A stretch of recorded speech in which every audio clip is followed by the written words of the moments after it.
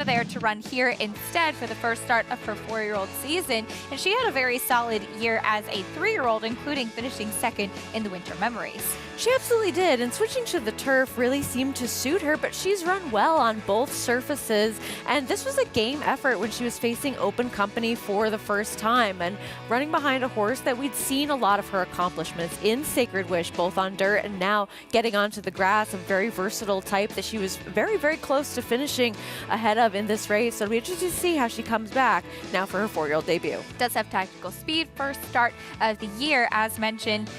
Since we last saw her in November, finishing 4th, just beaten 3/4 of a length in the Grade 3 Pebbles. Chad Brown does still have one runner, though, and that is Tax Implications, who also ran in that Winter Memory. She finished 6th that day and then was sidelined after that, and we'll see if she can get back to the big performances that we saw in the summer, including this 2nd-place finish behind her stablemate Surge Capacity in the Lake George. And while she didn't win as a 3-year-old, she ran well. She took that step forward from 2 to 3 based on the kind of Beyer speed figures that she was able to run against graded stakes company. You have to think that we can't hold the last race against her too much with the layoff that she then got. A race like this makes her extremely dangerous. She's going to be a short price. Has been facing good company, though she has only won one race, and that is her maiden score. She went right into stakes after that, so this will be her first start since that maiden race, not in stakes company. The 7th race is the New York bred allowance, as mentioned, for the fillies, sprinting on the main track. And just 12 days ago, we saw Lake Abenaki break her maiden impressively. She comes back on a quick turnaround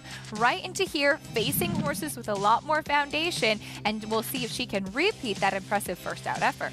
Exactly, and this was a mature professional result from her, sitting in behind horses. They did go quick early on in this race. The two pace setters were really battling with each other, and she was able to pick up the pieces and sit in the right kind of position to do so.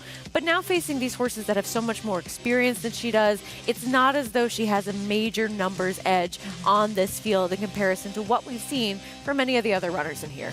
Striking while the iron is hot. She broke her maiden, again, just 12 days ago sprinting. Now she will try to go 2 for 2 as she takes on winners for the first time. She's 8 to 5 on the morning line. The entry, 9 to 5, you would imagine, largely the other part of the entry, so to speak, in the 1A, Highway Harmony, who'll probably be taking more of the attention. Absolutely. So now with that one out, we might see a difference in that odd shift as well. Of course, always important to pay attention to where that money is going. A little bit more on those good allowance races later on. You need to get started at Naira Bets. As we mentioned, just 9 days away from the Kentucky Derby. So here's your opportunity to experience all of the excitement with Naira Bets. Join now and get a $25 free bet and a $200 deposit bonus just in time for the Derby. Use promo code DERBY25 and bet on any track, anywhere, anytime. Sign up at nairabets.com for your $25 free bet and $200 deposit match. When your friend that follows racing tells you who they like in the Derby, you'll be all set with your Naira Bets account to go on and make that win bet. We'll kick off the live racing action here at Aqueduct with the first race of the day, going a mile on the main track. It's for non-winners of 2 in life, and right now the horse to the outside, Lucency, taking a big drop in class down to the 40,000 for Rick Dutrow, is currently the heavy favorite. No surprise. No, he should be. I mean, this horse has run some races that are just faster than what we've seen from some of the competition he'll be facing in here.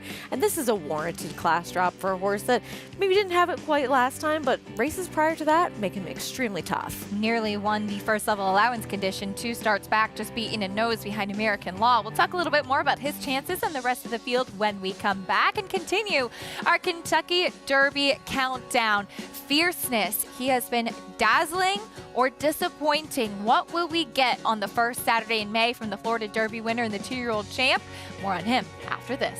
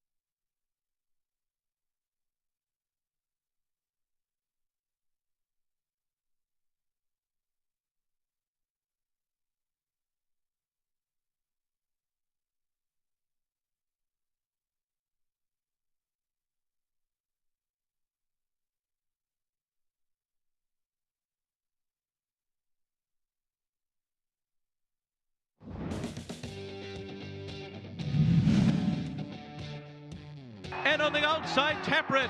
Taprit has taken the lead. Taprit and Irish Warcry come down to the line together. It is Taprit and Jose Ortiz in the Belmont Stakes. The 2017 Belmont Stakes with Taprit getting the win. Jose Ortiz in the saddle. The biggest victory of his career. Go on to be a stallion, and pretty impressive on that big day. Yeah, absolutely. And you can see those kind of horses that really adapt well to the configuration of Belmont Park, having that whole stretch to go by and get the victory. And that was his last win of his career, though he ran well a couple of times more after that. And the success that he's had as a stallion speaks for itself. Absolutely. Big victory that day for Taprit, coming into the winner's circle for the 2017 Belmont Stakes for trainer Todd Pletcher, and one of 4, I believe, sired by Taprit, winners of the Belmont. Pretty incredible as well. You could be a part of this year's Belmont Stakes, the 156th running. Watch the Belmont Stakes live on Fox from Saratoga Racecourse on Saturday, June 8th. It's going to be a very special day, a very exciting day. The electricity of Saratoga coupled with the absolute history and brilliance of the Belmont Stakes. And it's one of those lifetime experiences that you can only have a couple of times, so make sure to get up there and enjoy it while you can. One of the main contenders, at least as far as points and the preps races are considered, is fierceness. Talking about Todd Pletcher, he was so impressive winning the Florida Derby. Once he got the lead, it was pretty much over, Sarah. The big question I think a lot of people have is when he's facing 19 other horses in the Kentucky Derby, is he going to be able to overcome adversity on that day? And that is the big question with him, and you know he's going to be a short price, if not the favorite, over Sierra Leone, and thinking, well, do I really want to take that chance in a race that historically features a lot of trips, a lot of adversity, a lot of difficulty for these young horses to navigate in that 20-horse field, going that distance of 1.25 miles for the first time? And for me and my money, that's not a bet that I want to take, but the brilliant fierceness, he'd be very tough to beat. Yeah, pretty incredible what he did in the Breeders' Cup Juvenile, what he did in the Florida Derby. I guess the big question is just, are we going to see it when we get to the Kentucky Derby? He has plenty of speed, like I said, when he's able to get the lead. And the exact opposite type of running style of the horse on paper that looks like is his main competition in Sierra Leone, who's that deep closing type. And you don't really want to take either of those styles in the Kentucky Derby at short prices either. A closer that's coming from far off the pace isn't always the way you want to go, and Rich Strike was that anomaly. We don't see that happen that often. Be very interesting to see how it does shake out coming up in Kentucky Derby 150. We talked about a Belmont Stakes winner, though, in Taprit and the success he's had as a stallion. Here is a son of Taprit, Lucency, who's currently your 8-5 favorite in the paddock right now for Rick Dutrow. Faced just so much tougher last time out for a horse that he seems to run better, Sarah, when he's able to get into the race early on. I agree, and that wasn't really the case last time. I think that when he has more forward position, he has run his better races, and I think that maybe you have to look at this drop as a little bit of a negative, a little bit of a question mark, but at the same time, if he does anything that we've seen from him lately, he's very likely to win this race. He's the favorite right now. For more on this field, we welcome in the third member of our team, champion jockey Richard Migliori. Richie, what are your thoughts on this group in the opener? Well, first of all, it is an absolutely glorious day here at Aqueduct. We got a nice little breeze, brilliant sunshine. It's just a privilege to be out here looking at these amazing animals. We're going to start with the 3. Andy Kent making his first start for Rob Atras. Comes from Hall of Famer Bill Mott's barn. Took him a long time to break his maiden, broke his maiden for that $20,000 level. Usually, I'm of the belief horses that win for 20 are usually worth about half that. He takes a confident step up in class here. And I had to tell you, there's a certain look to all of Rob Atras runners. They just kind of come together. He's streamlined. His coat is great.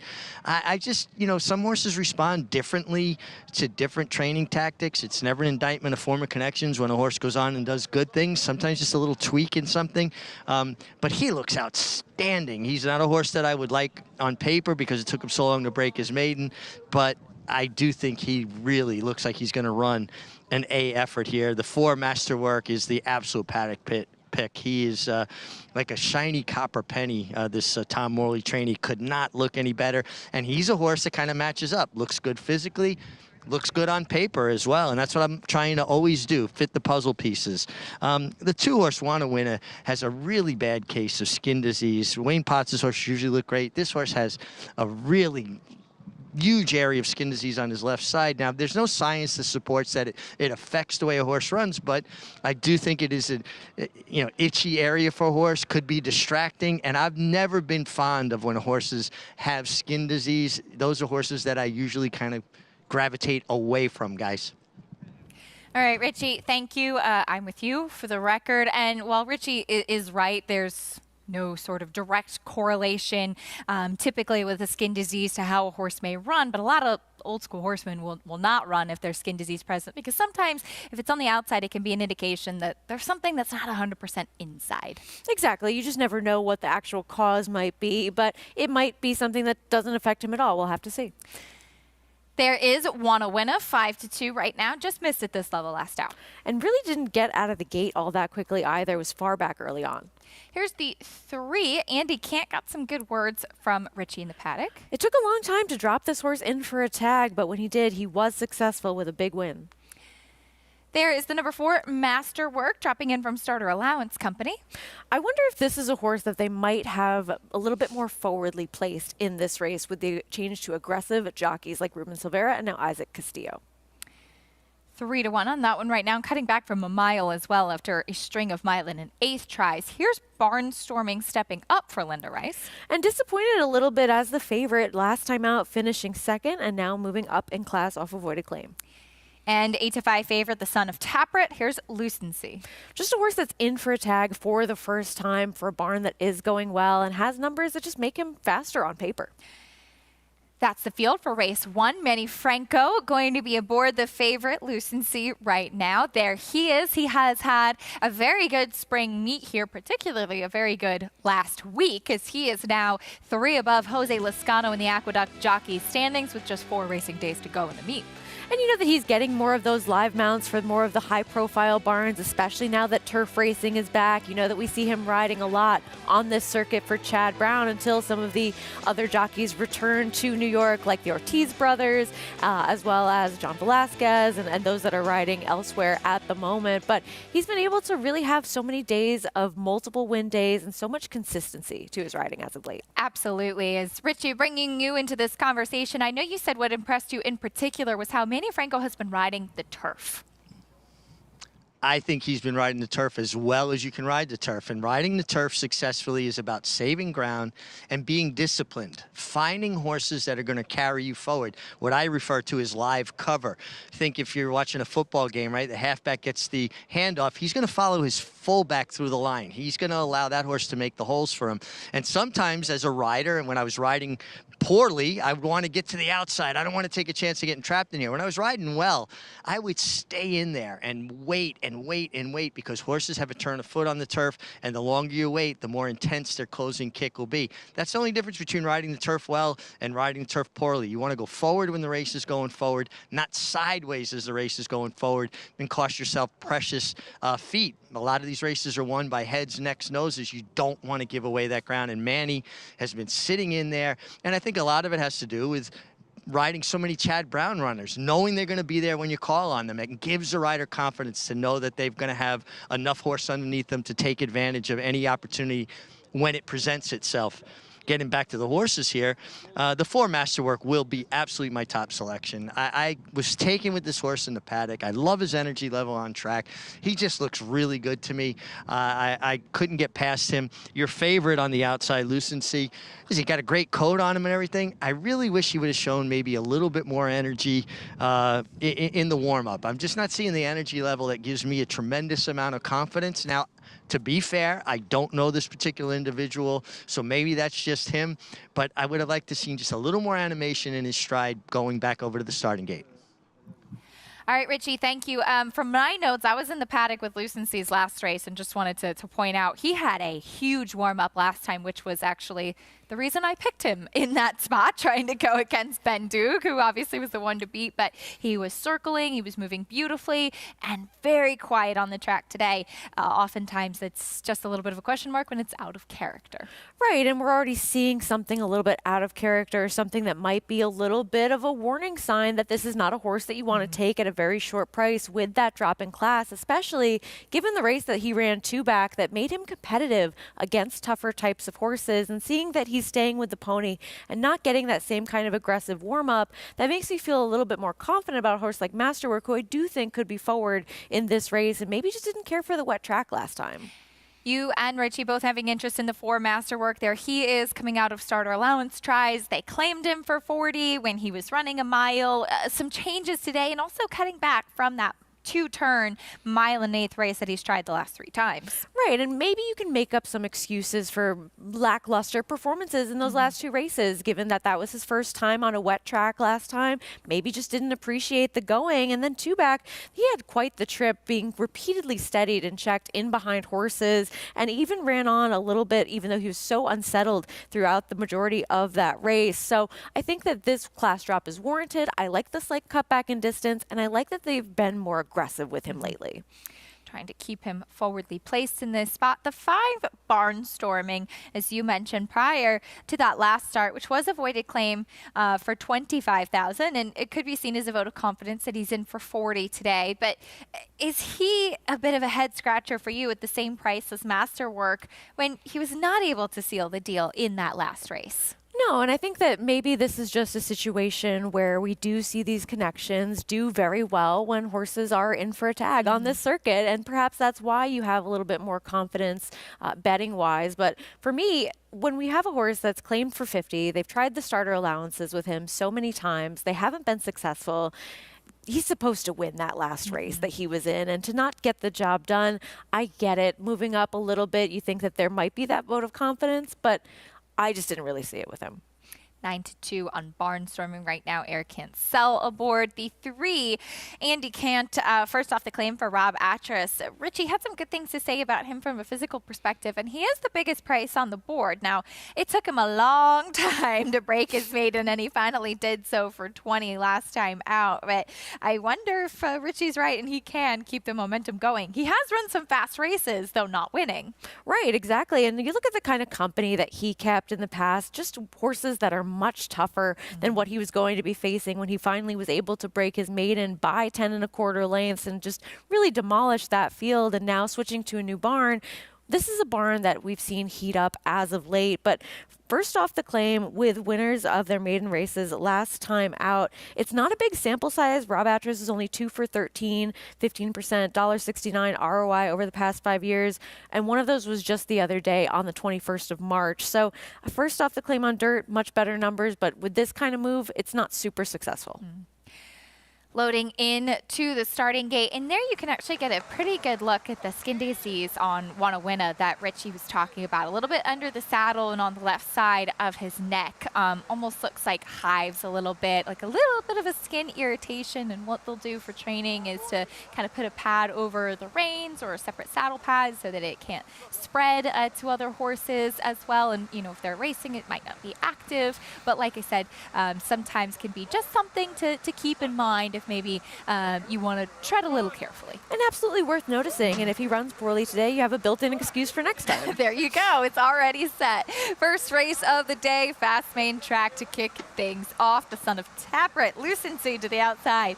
Even money. We send it up to the voice of the Big A, Chris Griffin, standing by with the call. Lucency. Manny Franco is in. All set. And they're off. Masterwork was off slowly. Same can be said for Wanna Winna.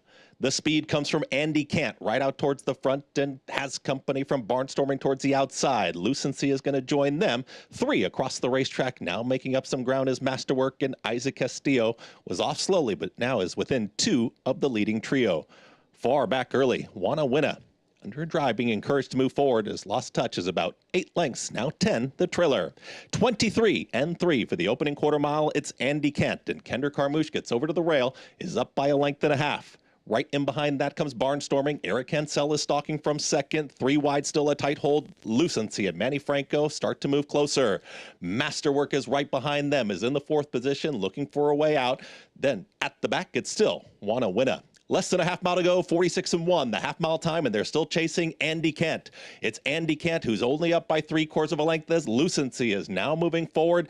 Ask the question towards the outside. Masterwork is tipping towards the outside for an outside run, and here comes Masterwork. Masterwork is looming up on the outside here, 3 wide. Losing some ground in behind them was Barnstorming, is trying to re-rally. Wanna Winna still with a lot of ground to make up. 3 across the racetrack here at the top of the stretch. Lucency has taken the front. It's Lucency who battles on Andy Kent down towards the inside. Now stalling a touch there is Masterwork, who's alone in 3rd. It's Lucency, the even money favorite, trying to put away a stubborn Andy Kent down towards the inside. Inside the final 16th, Lucency is up by a full length now, and Lucency, Manny Franco, they'll win the opener. It's Lucency to win it over Andy Kent, Barnstorming, and Wanna Winna in 1:36-1. The favorite, a winner in the first race of the day, he grinds out the win over Andy Kent, who Richie had high marks for his physical appearance, but the favorite just a bit too much for this group. And not exactly winning like the short price he was should, but a nice aggressive ride on Andy Kent by Kendra Carmouche, because Masterwork did not break out of the gate all that quickly and was already sort of behind the 8 ball, flattened out a bit in this race. And Kendrick took the initiative to have this horse forwardly placed. It ended up working out for him, finishing second to a horse that just seemed to outclass these a little bit on paper. It ended up playing out that way on the racetrack. Manny Franco adding another win to his tally as well. 6-3, 5-2 in race number 1, even money. Lucency with the victory. And we played the replay of Taprit winning the Belmont Stakes, and here's his son right to the winner's circle. We create so many serendipitous moments with our predictions of video features that we have, and this is just yet another example of the feature to winner angle. You know, we appreciate it because it's nice when all the storylines come together on the show. Gives us more to discuss. TV magic. Yeah, absolutely. Manny Franco, leading rider for the spring meet so far, adding to his tally. Lucency with the victory. We'll bring you prices in a moment when we come back on America's Day at the Races. We'll also preview the weekend stakes action as Grade 1 winner Carson's Run will make his 3-year-old debut, his first start since running in the Breeders' Cup Juvenile Turf. We'll see him back on Saturday in the Woodhaven. More after this.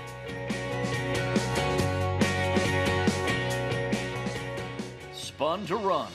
His brilliant speed figures were among the fastest of any 3-year-old at a mile or more, and he hails from the legendary Danzig sire line. Now, this multiple graded stakes winner, millionaire, and Breeders' Cup champion is passing his remarkable talent along to his progeny. 95, 5, 200, 200 down, 2, in the back, Patrick, 200,000, thank you. Spun to Run, standing at Gainesway. Experience the adrenaline-pumping, suspense-filled action of the Sport of Kings no matter where you are with Naira Bets. It's fast, easy, and secure. Download the app today and start winning with our lucrative weekly promotions, thrilling handicapping contests, and a one-of-a-kind VIP rewards program. Don't just watch horse racing, be a part of the action with Naira Bets.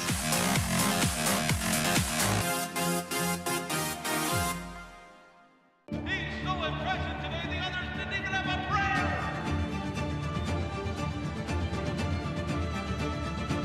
Catholic boy rolls in the run, Happy Travers.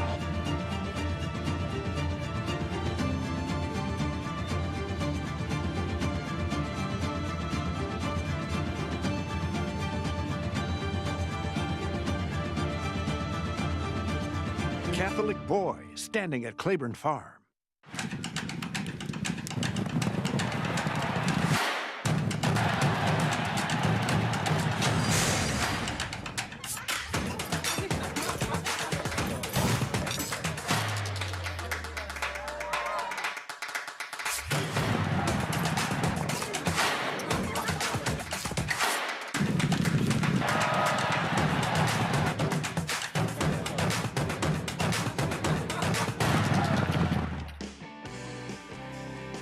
We're back on America's Day at the races as Lucency makes his way into the winner's circle, taking race 1, just finding the right kind of field on the drop-in class. Manny Franco with another win. He's standing by with Richie.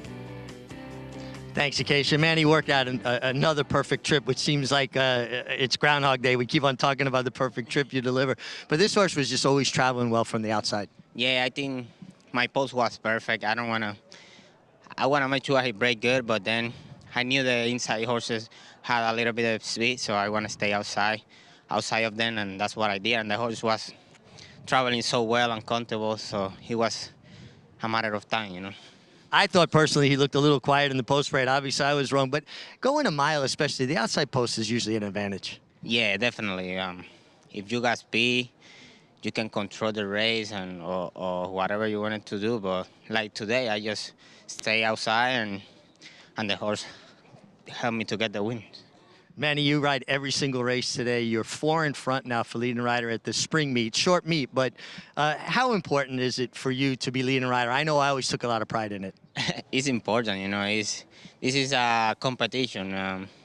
Other riders want to be, you know, leading riders, so it make you like work harder because they want to be in this position. And I don't take anything for granted. I just try to do my best every time I get out there and ride a horse, and that's what I've been doing. So.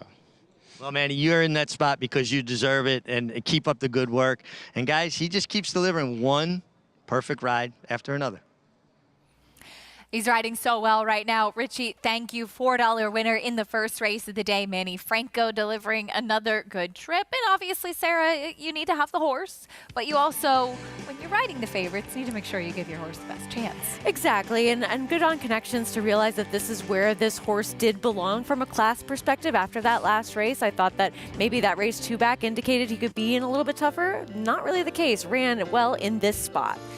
Here's race 2 coming up next, an allowance optional claiming sprinting on the main track. And everyone loves Linda 3-2. Actually, now is trained by Linda Rice. It's about time that this horse moved to Linda's barn with the name. It fits in perfectly over there.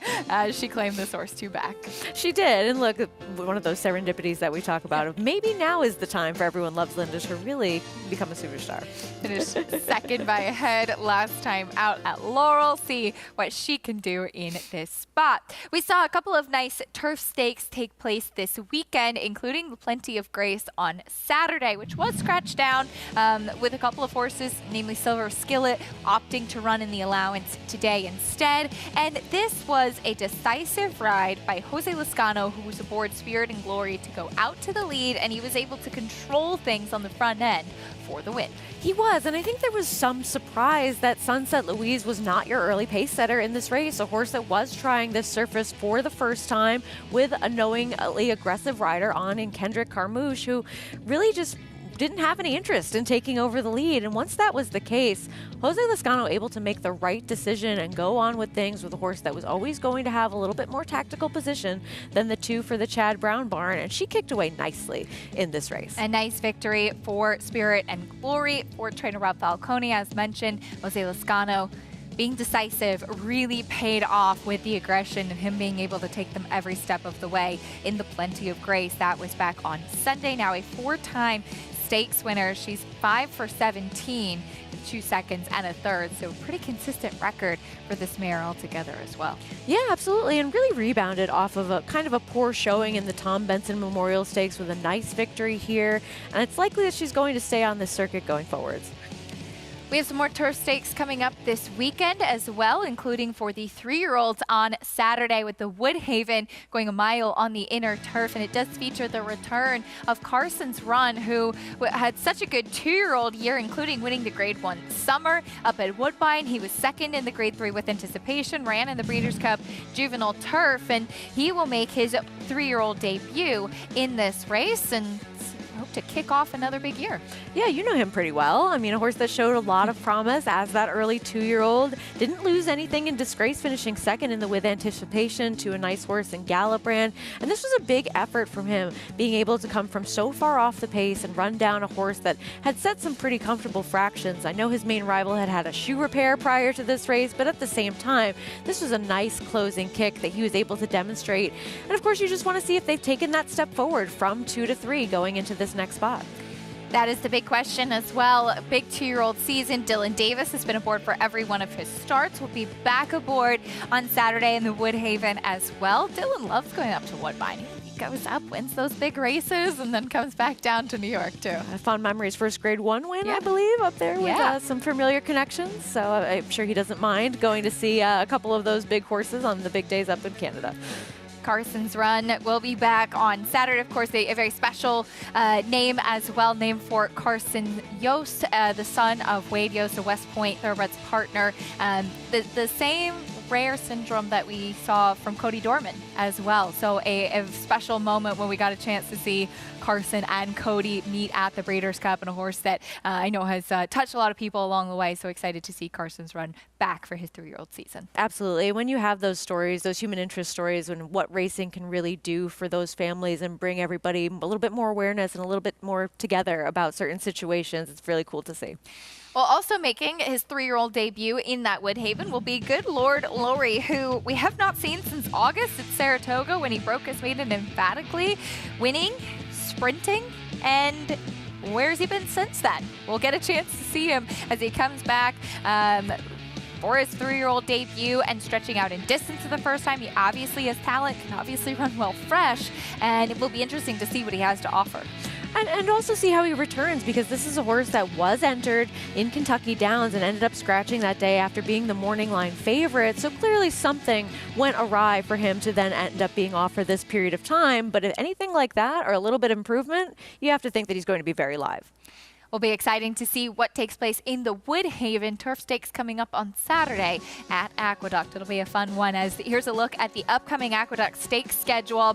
The Woodhaven, as we mentioned, on Saturday. Memories of Silver for the fillies on Sunday. And of course, looking ahead, Derby weekend, a big weekend as far as stakes action here in New York is considered as well. Oh, 100%. Looking forward to seeing some of those turf stakes races as well. And we have so much action coming up before we get to that Belmont Stakes at Saratoga. It'll be exciting to see. Absolutely. And if you guys mentioned kicking off the Belmont at the Big A, meet next week. Back to today's action at Aqueduct. We have horses coming up in the second race, and the rider of the number 1 Icy Reply, Lane Luzzy, has been following in his father's footsteps and making a name for himself here on the NYRA circuit. We'll learn a little bit more about the father-son duo when we come back.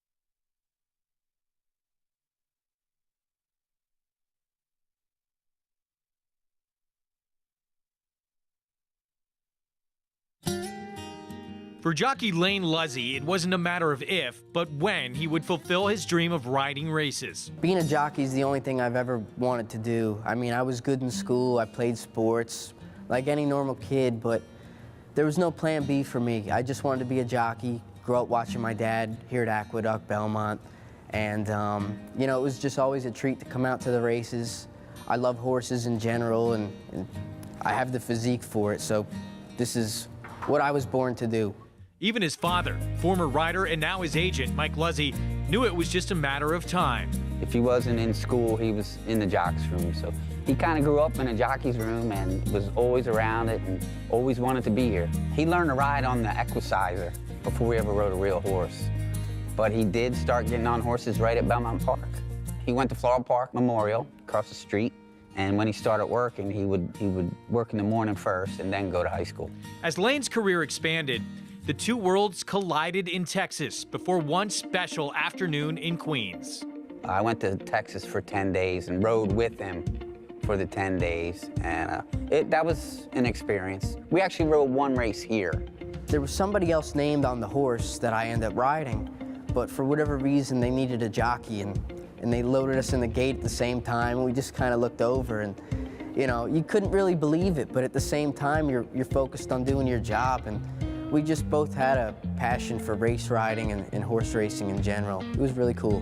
When it came time for Mike to call it a career, he never expected to become a full-time agent, especially for his son. I'll start by saying I never thought I'd be an agent or wanted to be an agent. You know, it was kind of a surprise to me. I was in Saratoga and getting on horses, and when the horses left in November, matter of fact, I was the last one on the track exercising a horse. I went a few weeks like kind of bummed out that the horses were gone, and that's when Lane came up with the idea to be his agent. I needed something to get me started, and he was wrapping up his career and needed something to do. And it was always something we joked about, how we would never do what we're doing now, working together, father and son. And it's just kind of how the cards were played. We both love this profession. We both love horse racing. It was almost meant to be. The name Luzzy has become a staple in New York racing over the last 30 years. And it doesn't look like that will change anytime soon. I'm home, I'm here. I grew up a few miles from here, and I've done a little traveling in my time, but I'm home now. I'm excited to be here and enjoying the ride.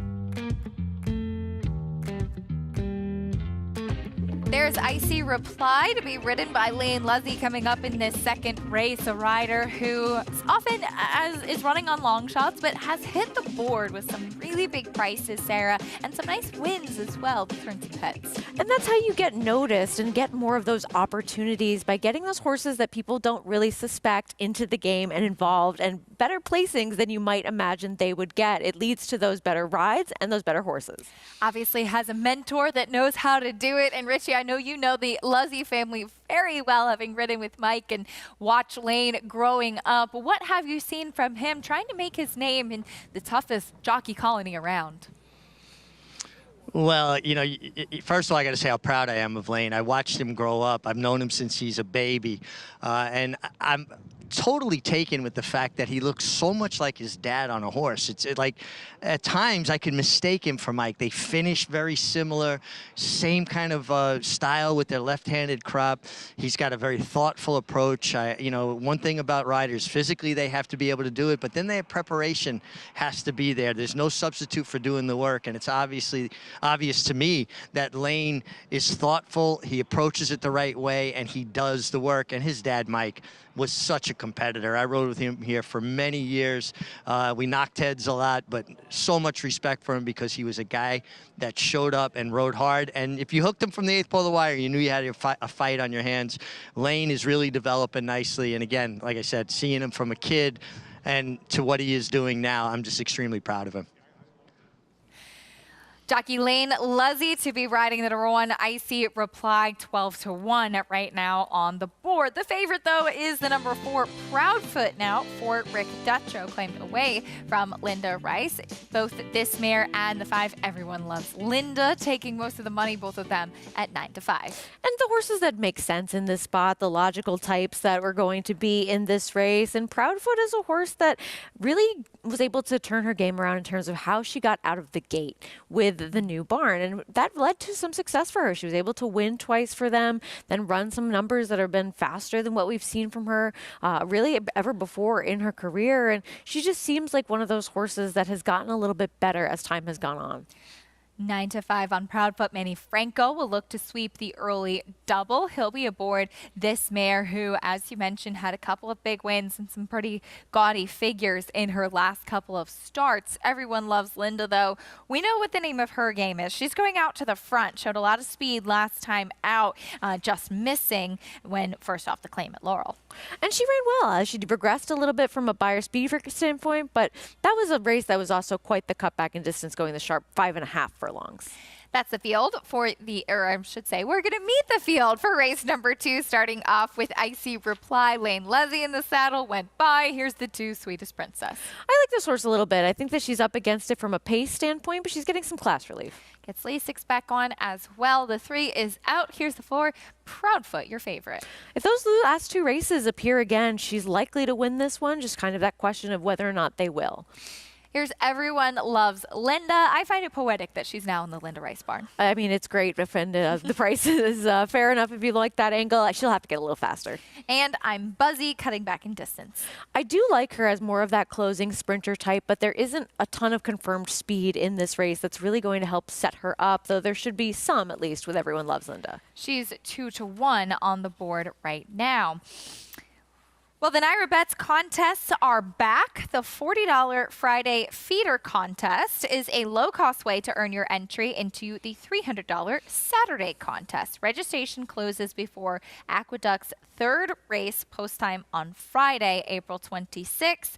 Visit naira.com/contests to learn more. Make sure you check that out. Pretty exciting to have those back. As there's the number 6, I'm Buzzy. Pat Reynolds dipped back in to claim this one back into his barn when he lost her for 1 start. She comes out of a win over Everyone Loves Linda and Icy Reply. This is 2 starts back. She was 3rd last time out. And you can see why they wanted to dip back in for this horse. They've had a lot of success since that reclaim and being able to get a couple of victories with her. And she's been on such a good run lately. She was facing some tougher horses last time, going the mile distance, and ran a number that was still pretty comparable to what she had been running over her last 4 starts. So I don't think you can say that she necessarily regressed in any type of way. You know that she's going to be coming from off the pace with this cutback in distance, and we'll see if she gets enough speed ahead of her in order to get that closing kick into gear. She's won at a mile. She's also 6 for 11 when sprinting, which is what she'll do today, cutting back. For more as horses warm up, let's go back to Richie. Yeah, I'll start off with the 2-horse Acacia, Sweetest Princess. I just love when horses leave the pony and get that big warm-up. And boy, she was striding out so nicely. Jimmy Ferraro does really good work. Been training winners since I was an apprentice jockey, so we're talking ancient times, many, many years ago. But she was a horse that I really was kind of flying under my radar, I guess is the best way to say it. And then watching her on the track, she elevated greatly. The 4-horse, your favorite, Proudfoot. I'm sorry. No, she's not the favorite. She's second choice. She looks terrific. Dappled out, making a nice impression. Manny Franco, he's on live horses all day. I was going through his mounts. 8 races. He rides every race, and he's got a legitimate chance to win all 8. I think a lot depends on what the 5 Everyone Loves Linda does, because she's just inside her. And not that Proudfoot needs to lead by any means, but sometimes when you're on a horse with some speed and you've got another speed horse drawn right next to you, sometimes then things get a little bit dicey and you get more engaged. And that brings me to the horse that ultimately that I will pick, and that's the 6, I'm Buzzy. Pat Reynolds does great work. I can't say enough good things about Pat as a conditioner.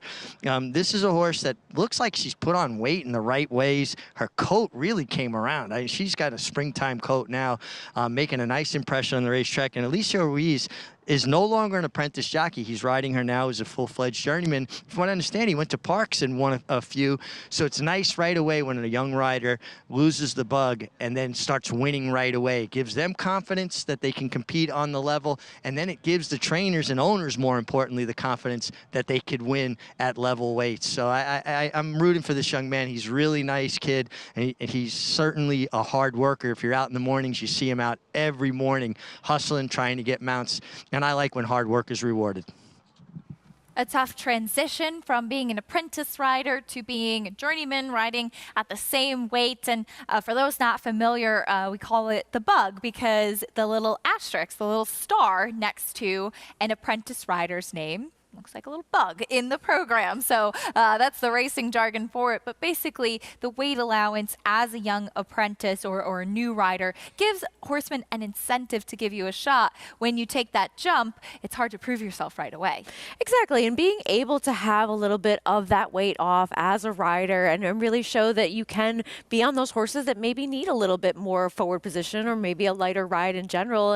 And that can make a little bit of a difference with some of these lower level types. And he's ridden this horse well in the past and has several wins on her. And so I like that the connections are keeping the faith, even as he makes that transition and isn't getting the 5-pound weight break, to be able to show that, okay, we know that you get along with this horse. We know that you've had success with I'm Buzzy in the past, and we're not going to take that away from you based on your riding. There's the number 2, Sweetest Princess. We saw Luis Rivera Jr. having to make the jump from apprentice to a journeyman rider as well. And he's been aboard this horse both while an apprentice and now as a journeyman too. Comes out of back-to-back stakes tries, this filly does.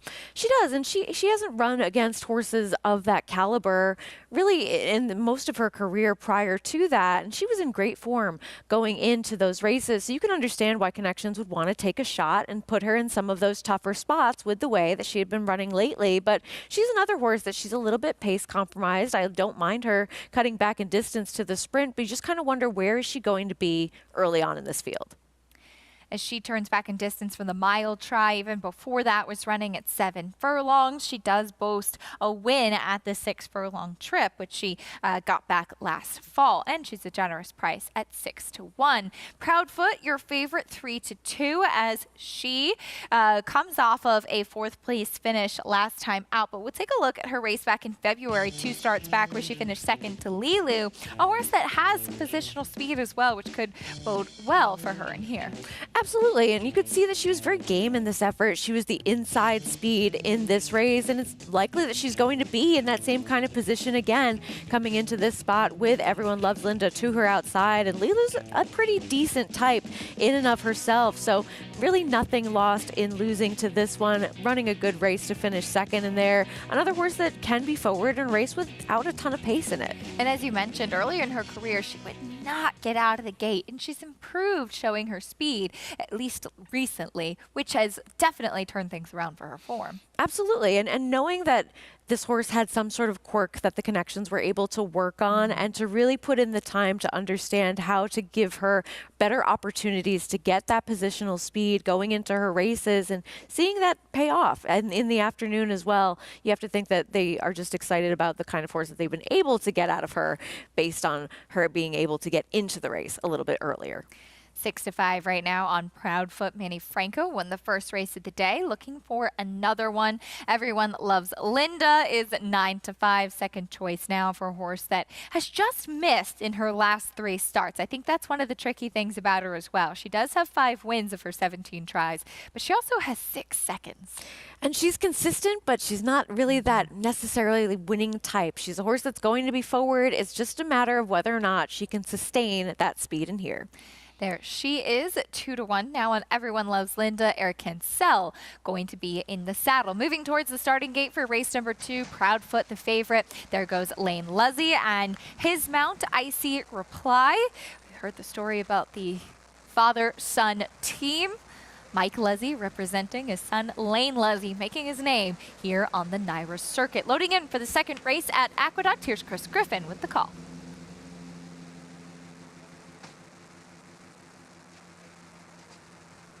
Everyone Loves Linda, and I'm Buzzy. Last to load. I'm Buzzy goes in. All set.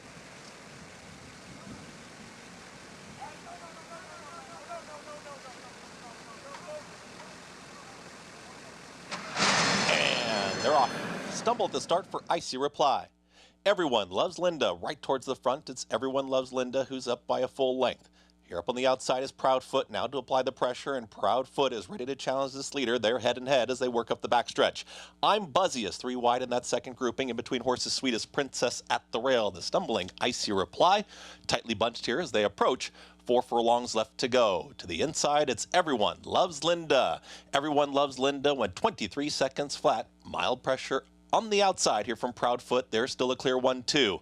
Icy Reply. Lane Leslie encouraging down at the rail there is a challenging third with I'm Buzzy, who's right there in the pink silks. Dropping back with Sweetest Princess is now re-rallying up on the outside. Has about 3 to make up as Everyone Loves Linda's got the lead at the top of the stretch.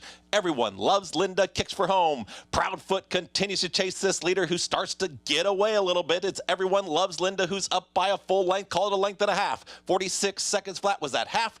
57 4 for 5/8, and now it's Everyone Loves Linda still clear. Proudfoot's going to try one more time. Here's Proudfoot to the outside. Everyone Loves Linda. Everyone Loves Linda gets the victory. Proudfoot there for second. I'm Buzzy in 1 minute 10.5 seconds. The favorites duking it out on the front end. Everyone Loves Linda, able to hold off Proudfoot late in the stretch. And this is a horse that was aggressively handled by Eric Cancel, and we kind of knew that she was going to be one of the few pace setters in this race. And when those fractions were pretty modest for this distance, she was able to be very comfortable on the front end. And here, Proudfoot trying her best towards the outside. But when you go 23 to the quarter, you should have something in return for the stretch. Also should be noted, too, as they came around the turn, Manny Franco was struggling with Proudfoot a bit to keep her straight. You could kind of see in how he was using his balance and trying to keep her from drifting out on him and hoping that she would re-engage coming alongside another horse. But I think that maybe her forward momentum was hindered a bit by Manny having to focus more on keeping her straight.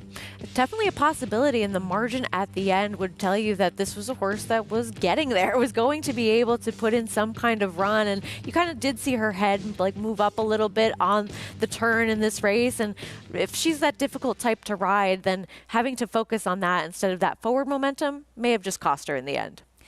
5-4, 6-2, 5-2 over 3-2. I'm Buzzy checking in third in race number 2. There is Everyone Loves Linda making her way back to the winner's circle.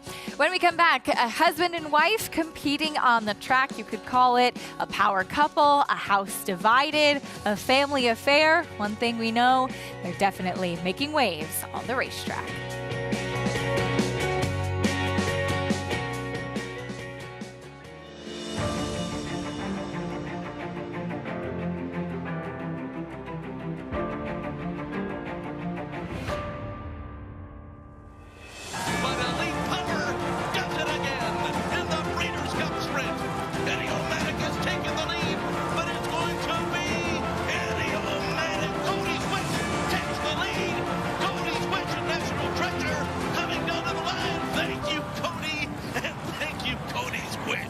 Cross Country Pick 5 combines the best racing from New York with top races from around the country in one bet. Find it in your track menu and play every race day. Races are posted weekly at NYRA.com/crosscountry.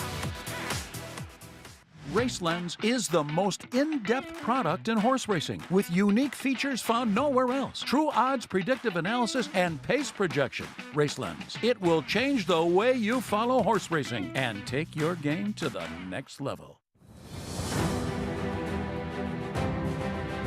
Early voting comes inside. He wins the Preakness. Disarm takes the Met win. And Teba, they win the Bet Park Pennsylvania Derbies. Wicked Halo, who wins the Raven Run Stakes. Nobody catching Society. Red Fruit One. Cyberknife has won the Haskell over Teba and Gunna in the Forgo. Sierra Leone wins the Toyota Bluegrass. $2,300,000. Breeding in New York State just got a whole lot greener. Starting in 2026 with 2-year-olds and expanding in 2027 to include 3-year-olds and up, New York breds on the NYRA circuit will be offered purses matching the race's open company counterpart. That's a nearly 20% increase per race compared to 2023. Bowling season is in full swing. There's still time to take advantage of New York's better than ever state-bred incentives. Visit NYRA.com/NYBreds for more info.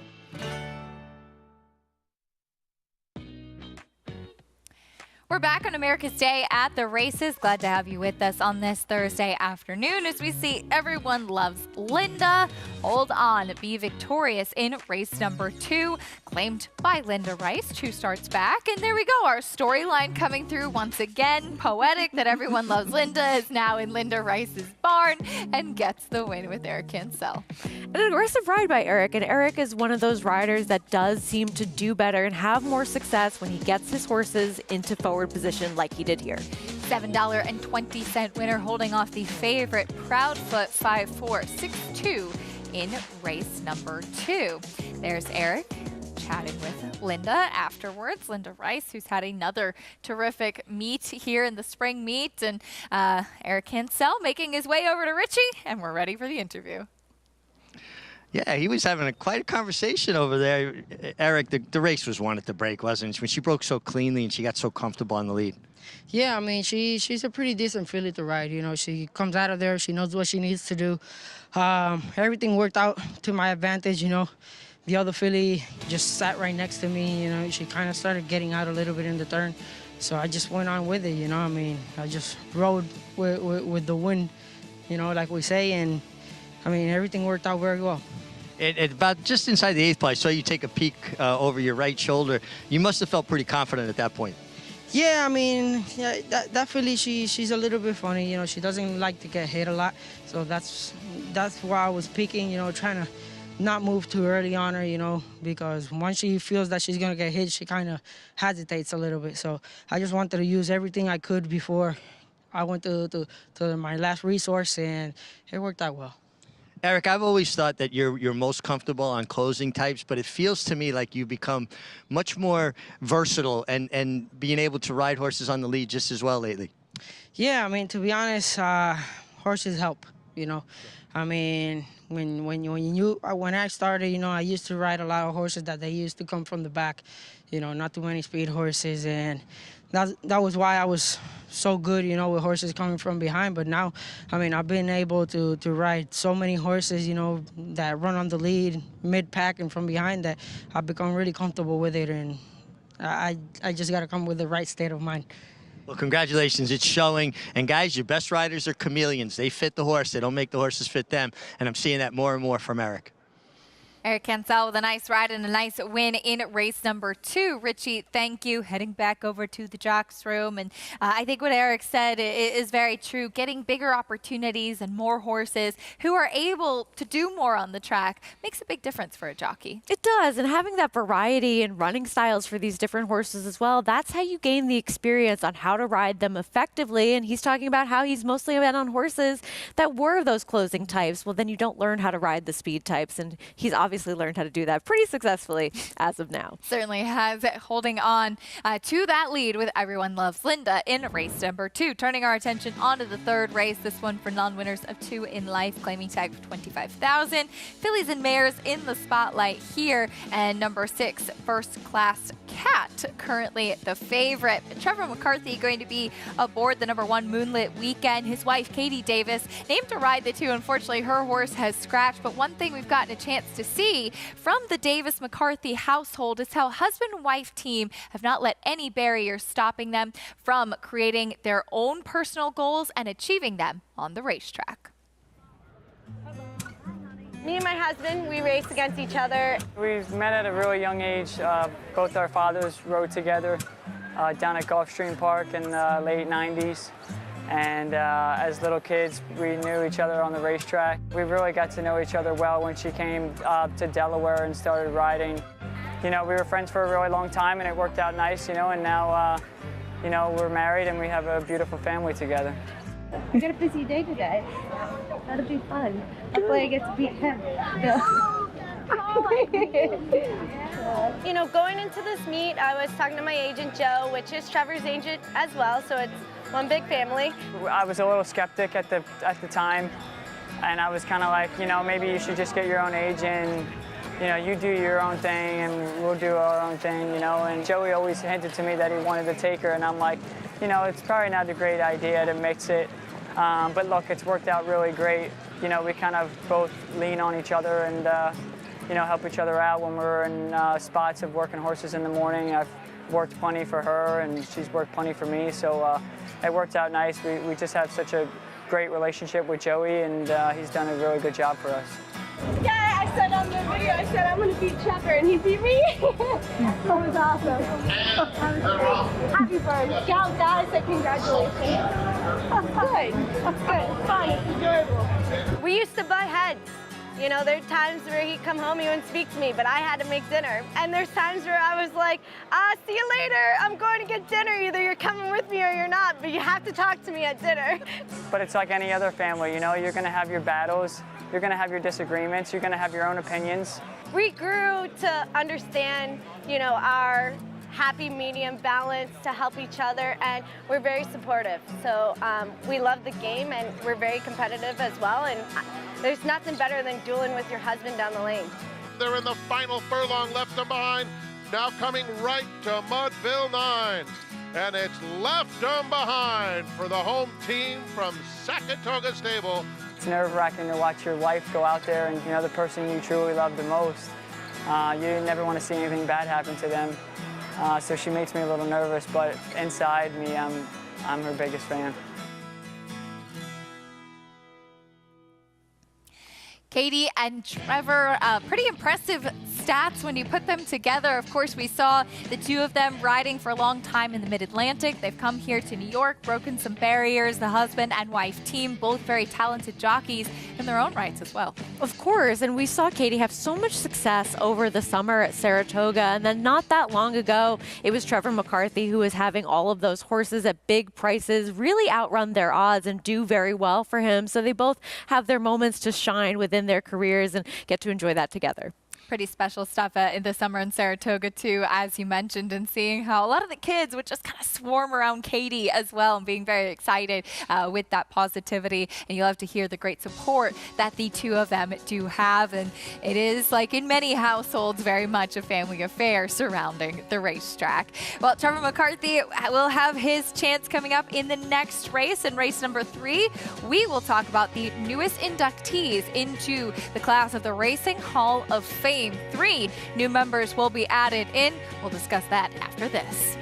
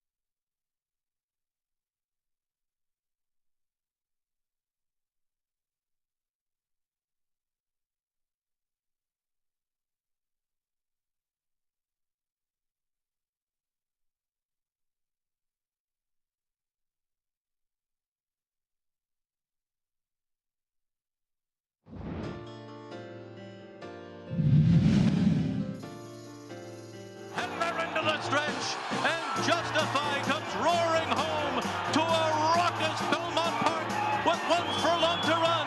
Gronkowski and Hofberg trying to run him down. Vino Rosso is 4th, a 16th to go. Justify is still there. Justify from Gronkowski. He's just perfect, and now he's just immortal! Justify winning the 2018 Belmont Stakes and thus the 2018 Triple Crown. He was like a short whirlwind that came into the racing world, Sarah. A short career, unfortunately, but he has gone on to be tremendous at stud and, of course, cementing his name in history with the Triple Crown win, now to be inducted into the Hall of Fame. Absolutely, and seeing what he's been able to do as a stallion so far, as you mentioned, with the versatility and the types of runners that he's been able to produce at high levels of competition, especially on the turf, has been very impressive so far. Absolutely, with that Scat Daddy influence and seeing him in the winner's circle after that Belmont Stakes, and just a couple of years after American Pharoah broke the drought, so to speak, of the Triple Crown winner. We see Justify, just an absolutely imposing physical as well, being inducted into the 2024 Hall of Fame, along with Gunrunner, another horse who was sensational on the racetrack and then has gone on to be sensational in the breeding shed as well. His stallion career has been so impressive so far, and he has, of course, Sierra Leone on that Kentucky Derby trail, going to be one of your favorites coming up first Saturday in May.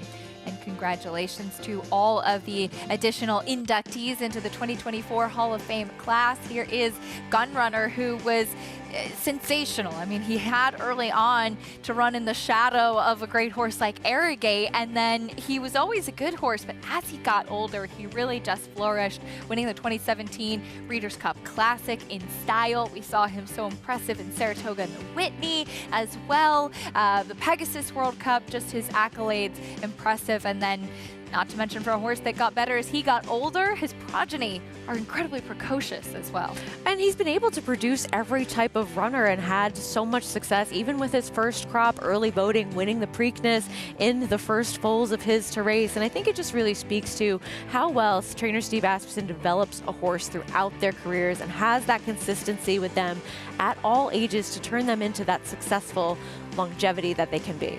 I remember once interviewing Steve, and he said, Gunrunner's just better than we are at everything. And I believe it. That's about right. That's about right. Yeah, look, I mean, looking at the list of his 2017 season, just absolutely phenomenal. Well, he's definitely faster than me, that's for sure. Yes, yeah, that's for sure. Has Joel Rosario also to be added into the 2024 Hall of Fame class, Richie, for a rider who has really been traveling a lot over the last couple of years to follow those big horses and the big wins. It has been paying off for Joel. Well, it certainly has been paying off, and his agent, Ron Anderson, has just done a stellar job with Joel and having him move in the right circles, riding for the right people. And Joel is an unflappable character. He is just as cool as could be. That's why he's so good with horses coming from off the pace. He'll just sit there quiet, great hands, gets horses to settle up into his hands, and comes with that flying finish. Sometimes you feel like, oh, he's left him too much to do. Inevitably, he gets there. He has just built an incredible Hall of Fame resume already, and he's in the midst of his career. That's where racing's different. You can be inducted into the Hall of Fame while you're still active. So he has a long time to continue to pad his numbers and have them update that Hall of Fame plaque, I'm sure several times over the years. I had the great privilege of riding with Joel, admittedly, while I was in the twilight of my career when he was just really getting started. He came from Northern California to Southern California, and I was impressed with him right away. Little did I know that he would go on to do what he's done. I just knew that he was a very talented young guy. He certainly is talented, Joel Rosario, with that ice water in his veins, as you often hear, just one that's always able to save a little bit for the stretch. And I think his mentality, as Richie said, the fact that he's so easily able to adapt to anything and can shake off anything moving on to the next race as well, it's just one of the trademarks of Joel Rosario. He doesn't get flustered. He's always a rider that is going to be that patient type, sometimes a little bit too patient, but you know that he's never going to be concerned about where his horse is positioned or worry about getting stuck in traffic. He thinks that he's going to be able to find that way through and not panic, and that leads to a lot of that success that he has had. Sometimes I feel like Joel's going to give me a heart attack, but he never, ever feels that way. Big congratulations to Joel Rosario and to all of the 2024 Hall of Fame inductees. As we turn our attention on to race number 3 here at Aqueduct, again, non-winners of 2 in life. There is the number 5, Franny Liu, who's currently your 2-to-1 co-favorite, as she will drop back into this level of competition where she ran back in February, just beaten by 3/4 of a length. And she just makes sense with that drop in class that she's now getting, because you know that at least she can be competitive at this kind of level. And she's also a horse that should be forwardly placed in this spot as well. She hasn't really regressed significantly in terms of numbers in those 2 tries against tougher company. And she's run into Toulouse in all of those starts that she's had so far since switching, since breaking her maiden. So you have to think that this is just the kind of spot that makes some sense for her now going forwards. The other one that's 2-to-1 is First Class Cat. It's a little bit of a tongue twister. It's not very nice to track announcers. No, Chris Griffin has got his work cut out for him, and I'm sure that he can handle it in here. A horse that, you know, she ran okay last time, running a better number, but wasn't competitive within the top 3 of that field. Horses stepping out onto the track for race number 3. Here's Trevor McCarthy's mount, Moonlit Weekend. We'll see if our feature angle can get the job done for a horse that just broke her maiden for a $30,000 tag. Cutting back in distance, here's Leadership Ability. And one that has been facing some tougher company overall, just not entirely convinced how good she is. Can she be trusted in the spot is the question. A little bit of a layoff for the number 4, Karen's Honor.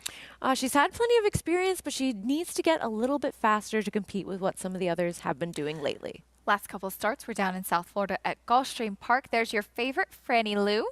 A horse that should have that forward position, getting that little bit of class relief as well.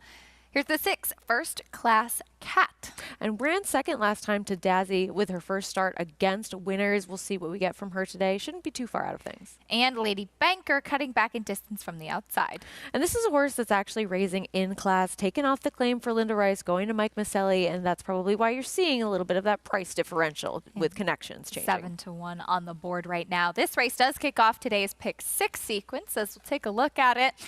Third race, the first race in the sequence today, and you've got a couple of really nice allowance races that we previewed at the start of the show that are involved in this sequence, including race 6, which is on the turf, the 7th race, that New York bred allowance today, and the 8th race, a nice maiden special weight on the turf to wrap up the day too. And I think if you can get yourself through these next 2 races and possibly sneak on by with some prices, or maybe just try to beat the favorite in these spots, very competitive racing in that late pick 4 as well. You've definitely plenty of directions you could go in. Best of luck if you're playing the Pick 6 today. Does kick off here in race number 3. Horses warming up on the track. Let's check in with Richie. Yeah, guys, I'm going to start with the 4-horse, Karen's Honor. Now, again, when we talk about horses from a physical perspective, you're also trying to match up what you see on paper. Now, I didn't really particularly like Karen's Honor on paper. I agree with Sarah. I think she needs to get a bit faster. But I will say she comes out of South Florida with that Florida tan. I mean, her coat is sensational. And years ago, when I'd ride here all winter, you'd be looking forward to those horses coming back from Florida that would have that sun on their back in the afternoons and just come with those dappled out coats. I mean, she could not look any better. Her coat is resplendent. Again, she can run as fast as she can possibly run, and maybe it's not good enough. But when they look this good, you would be remiss not to speak about them. So Karen's Honor really gets a check mark from the physical perspective. A horse that makes sense to me on paper and also really looks good is the 6 First Class Cat. She will be my top selection. You get Dylan Davis for John Kimmel. She just checks the boxes. I liked her on paper, and then I continued to like her from the physical. And then the 7, Lady Banker, did not really catch my eye in the paddock. Mike Maselli does terrific work. People that don't know, Mike Maselli was a terrific jockey as well. He won the Travers Stakes and the Haskell on holding pattern many years ago, but then turned to a very successful training career. And once Lady Banker got on the track and left the pony under Isaac Castillo, she really framed up beautifully. I love the way she bowed her head and really got into the bit, and just loved the stride that she had leaving the front side here. She galloped over to the backstretch, so she really elevated in my eyes. But my top selection is the 6 First Class Cat. All right, Richie, thank you. 2-1 co-favorite right now. Dylan Davis climbing aboard for the first time for trainer John Kimmel. As we'll take a look at her start last time out, this was her first time against winners and also her first time against Open Company, Sarah, where she ran a respectable second, the fastest race that she's run so far, too. She ran fine in this start. I mean, when you take that step up from facing non-winners to facing winners for the first time, it's always sort of a question where you belong and what sort of claiming tag you should be in for. A lot of people believe that if you debut for a certain price tag, you should cut it in half when going into a company that has won a race before. And this was a close finish from her. She ran very well in this spot. Out in the center of the track, trying to get by Dazzy. Second place finish she'll have to settle for, but a couple of lengths back to the rest of the field as well. We'll see what Dylan Davis can do, as she is now actually ticked over to favoritism at 8-5. As far as the number 5, Franny Lou, does go, she has a similar kind of look. She was second at this level to Velouz a couple races back, 5th behind that same runner last time out. We did see Belle of the Ball come back and win in her next start, so she's obviously got some reasons on her form why she should be a shorter price. She should be, and she should be a horse that is in front in this spot, with Alicia Ruiz being aggressive with this one, who is likely to show that forward position, and she just fits at this kind of level, and she hasn't really tailed off over her last 2 starts against tougher company either. From a buyer speed figure standpoint, she's run similar numbers to what we've seen throughout the majority of her career so far, so you have to think now getting that little bit of class relief, finding her friends in this kind of spot, and also having some forward position. Both of those things should help her. The number 3, leadership ability, 9-2 on the board right now. She is taking a drop in class, and she was eased last time out against tougher. She just has the look of a horse that you just question. What is she going to do? Because she has not been the most consistent staying on the racetrack. It seems they're searching to find where she belongs. And we saw her get claimed away from the Chad Brown barn in that off-the-turf win that she had in 2023 at Saratoga, and then we don't see her for quite some time. So Connection's giving her a little bit of a break to bring her back. They bring her back in a tougher spot. She doesn't fire there, but then she's eased last time, and you just have to wonder, with that little gap in time and now coming into this spot, what sort of performance are we likely to get from this horse? Will we see something around that 62 buyer speed figure that we saw when she broke her maiden? Or will we see something around that 47 that we saw against the Starter Allowance Company? Kind of hard to judge. She's obviously been facing tougher in her last couple of starts, but I agree, tough to trust is a good way to phrase it. See what she can do cutting back in distance and also taking a drop in class. The number 7 to the outside, Lady Banker, got some good notes from Richie as far as how she warms up. She's always one that visually is eye-catching in the warm-up. She's a beautiful mover. My question with her for you, Sarah, is does she stack up against this field as she steps up off the claim? I mean, from an outside perspective, the answer is no when you just look at her form coming into this race, because she's never really run a race that's quite as fast as some of the other top contenders, as she does step up in class here. And you also have a situation where you have a horse being claimed away from Linda Rice, who is such a high-profile claiming outfit here in New York, and no admonishment on the current connections, but you just see those percentages be a little bit different with different kinds of trainers and stables. So it's never really a positive sign, for me at least, to have a horse claimed away from a higher percentage winning connection. 7-1 on that runner right now. Trevor McCarthy's runner, Moonlit Weekend, 7-1 as well, as she heads towards the starting gate. We saw that feature on Trevor and his wife, Katie. Dave Duggan has this one, who broke her maiden last time out. Dave has had a pretty solid meet here with a limited number of runners, too, including a nice win in New York Stallion Series race. He has, and when those horses are in good form for this barn, you really see it want to be one of those barns that heats up and has more success and get on those good runs and be a little bit of that streaky kind of facility. So when we're seeing that barn be successful, you definitely want to be paying attention to those horses. Loading in for race number 3. Second win of the career everyone's looking for. There's First Class Cat, top pick for both Richie and Sarah. She knows it's game time, pretty sharp behind the starting gate as the starting gate crew gets these fillies into the gate for the third here at the Big A. We'll send it up to track announcer Chris Griffin, standing by with the rest of the load and call.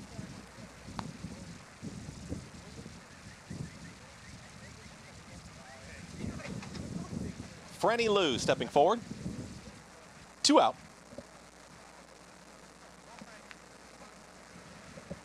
First Class Cat, Lady Banker.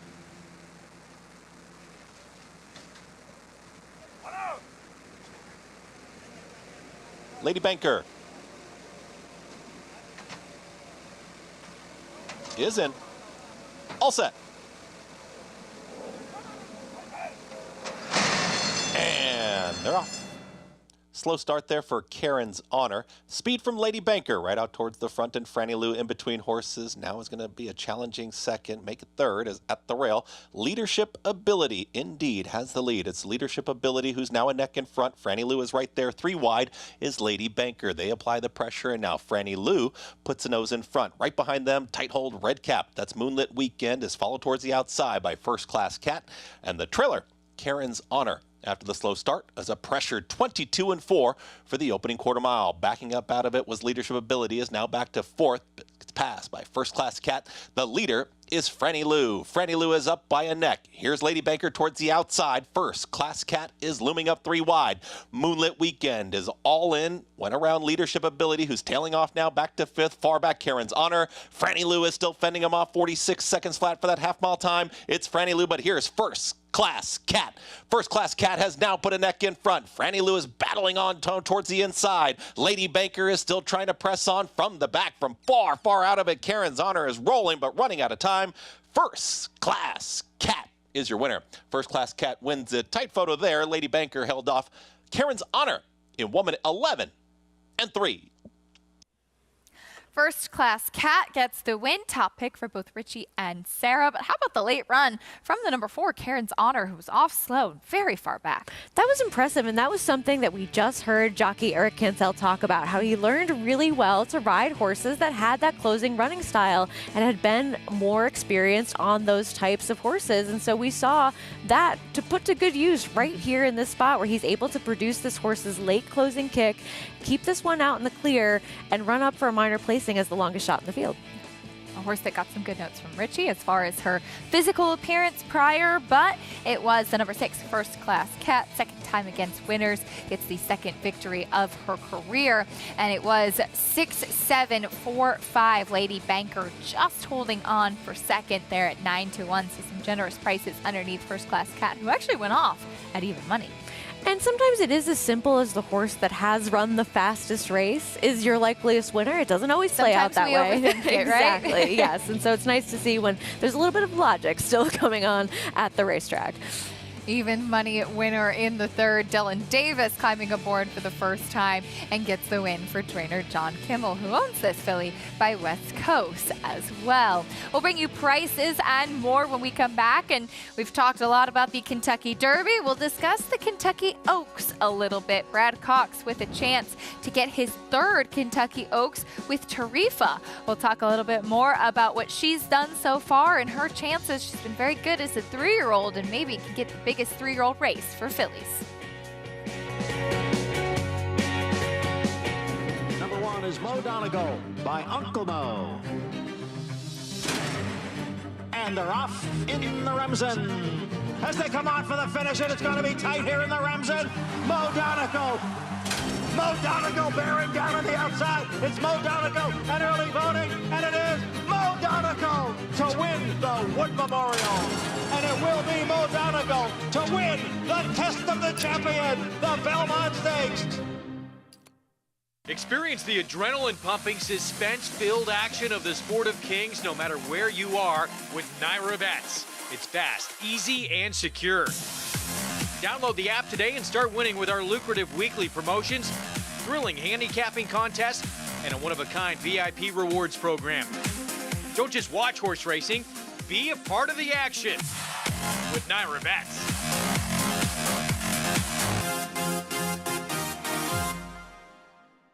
Tonalist, a 4-time Grade 1 winner with 11 triple-digit buyers, including the Belmont Stakes and the Cigar Mile.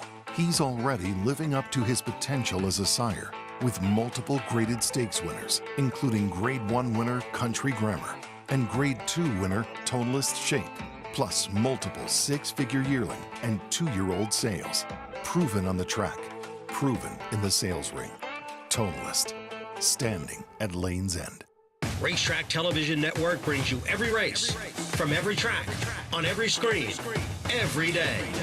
With monthly packages starting as low as $5, RTN gives you great value and access to more live HD streaming and race replays than anyone. Visit RTN.tv today to sign up and watch on almost any device, including Roku and Amazon Fire. RTN has packages that start at $5 per month.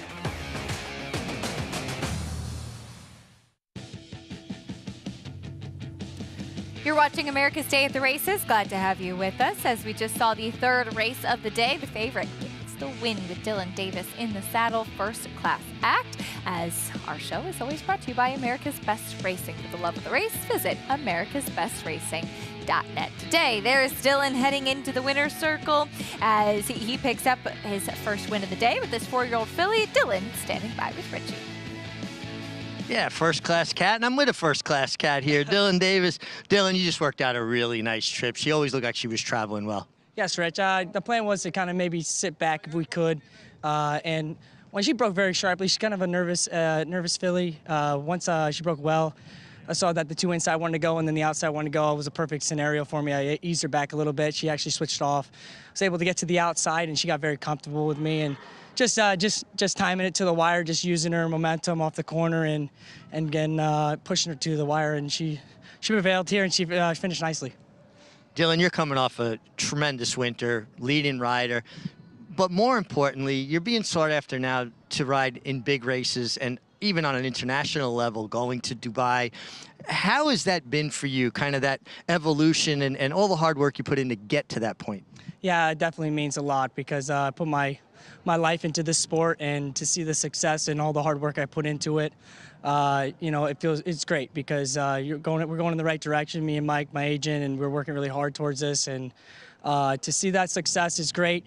You always want to do better every year, and that's what we're doing. And to get on the bigger stage is what my goal is, and routinely to do that, and then win those big races. So it's stepping stones, but we're definitely going in the right direction. Well, you're doing a tremendous job, and I just love the evolution. And also, his interviews keep getting better. I think I might have to start worrying about my job here before too long. You're going to ride a while, right? Yeah, definitely.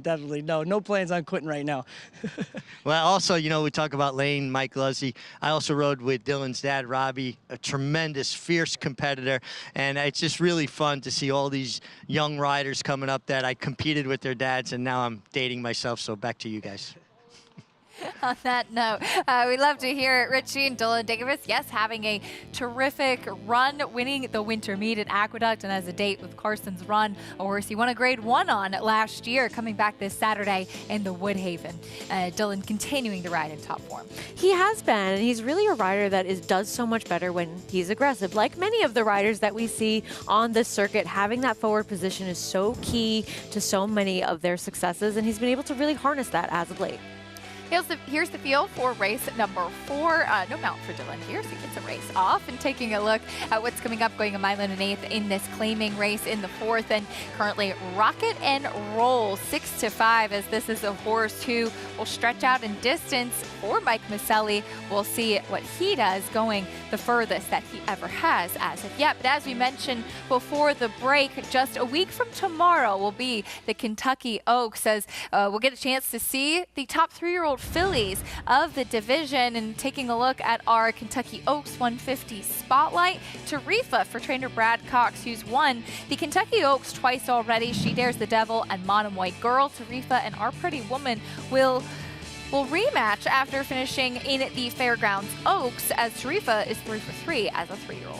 She's run well in each of her starts so far. She's done what's been expected of her this year as a 3-year-old. This is the next logical step that she's going to be taking heading into the Kentucky Oaks. But you have to kind of wonder, with the majority of this field that's shaping up, we haven't seen anybody that's so definitively fast or so above the class. We don't have that superstar this year, which ends up resulting in a decent betting race going forwards. And she's a main contender for sure.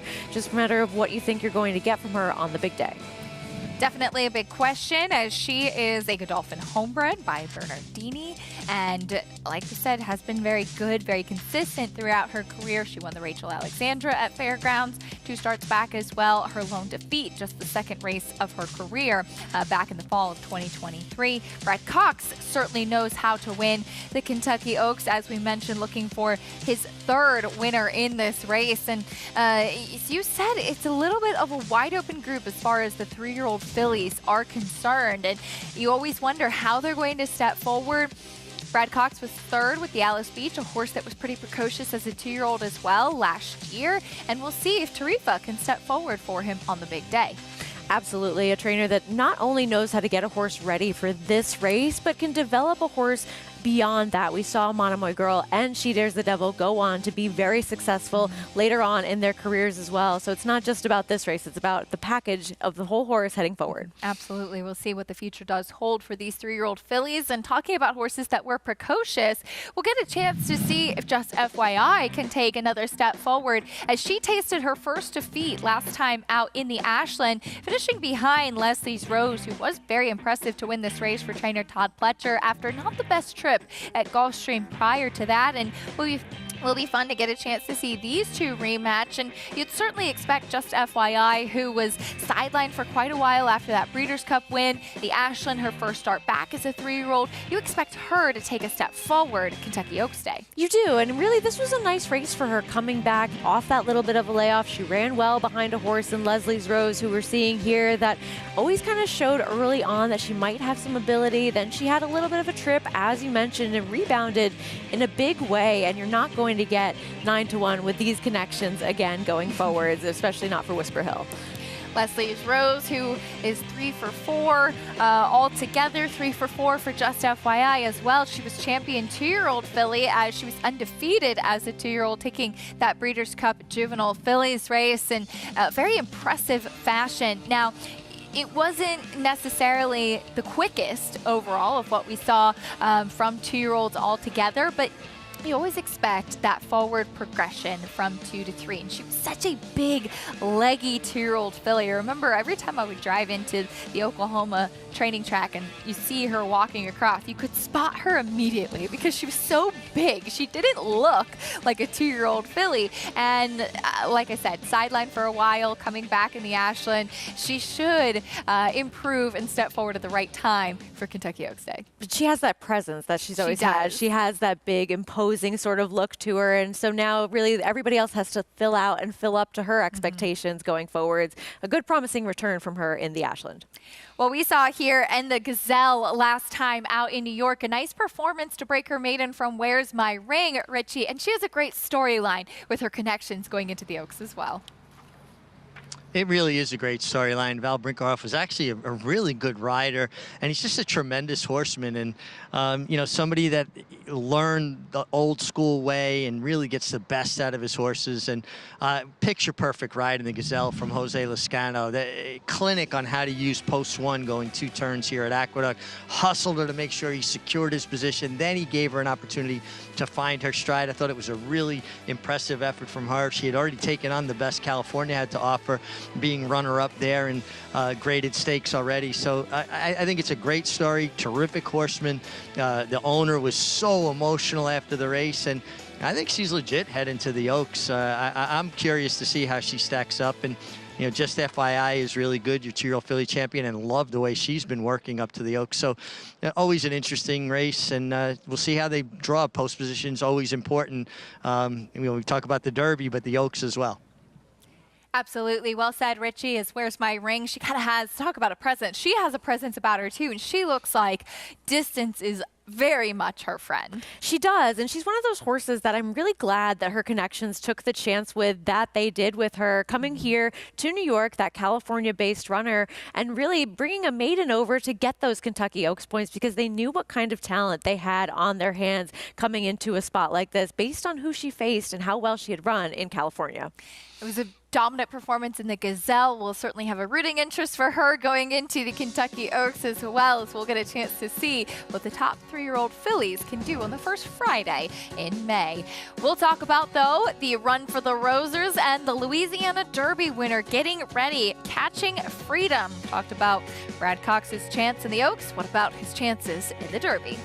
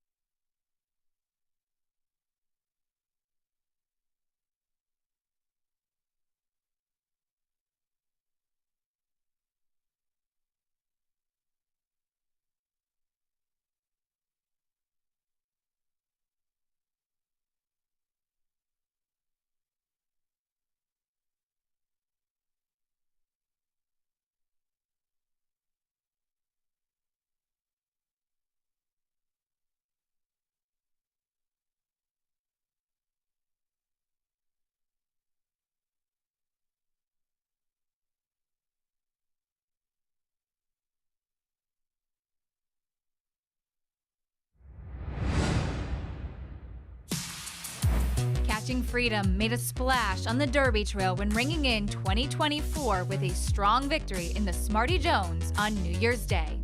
Trainer Brad Cox brought him back to his winter base at Fairgrounds to train him up to the Risen Star, where he ran a respectable third behind Sierra Leone and set up well for a late closing victory in the Louisiana Derby.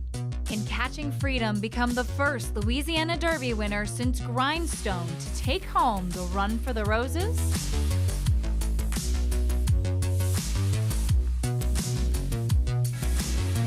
Makes Brad with big chances in both the Oaks and Derby on Kentucky Derby weekend. Catching Freedom 3 for 5, of course, winning that Louisiana Derby.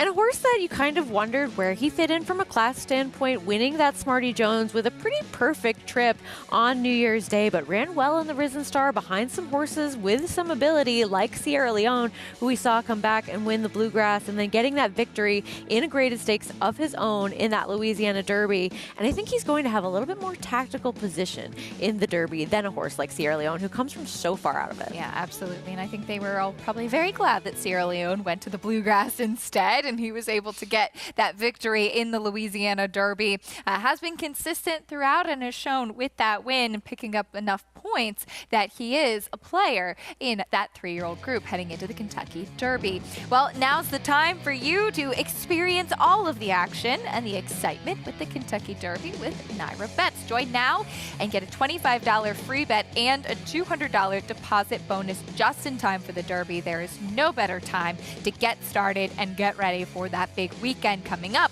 Use promo code DERBY25 and bet any track, anywhere, anytime. Sign up at NairaBets.com for your free $25 bet and a $200 deposit match. We take our attention now to race number 4, $20,000 claiming race. It's a mile and an eighth on the main track, and that's a look at the current favorite, number 6, Rocket and Roll, former Brad Cox runner.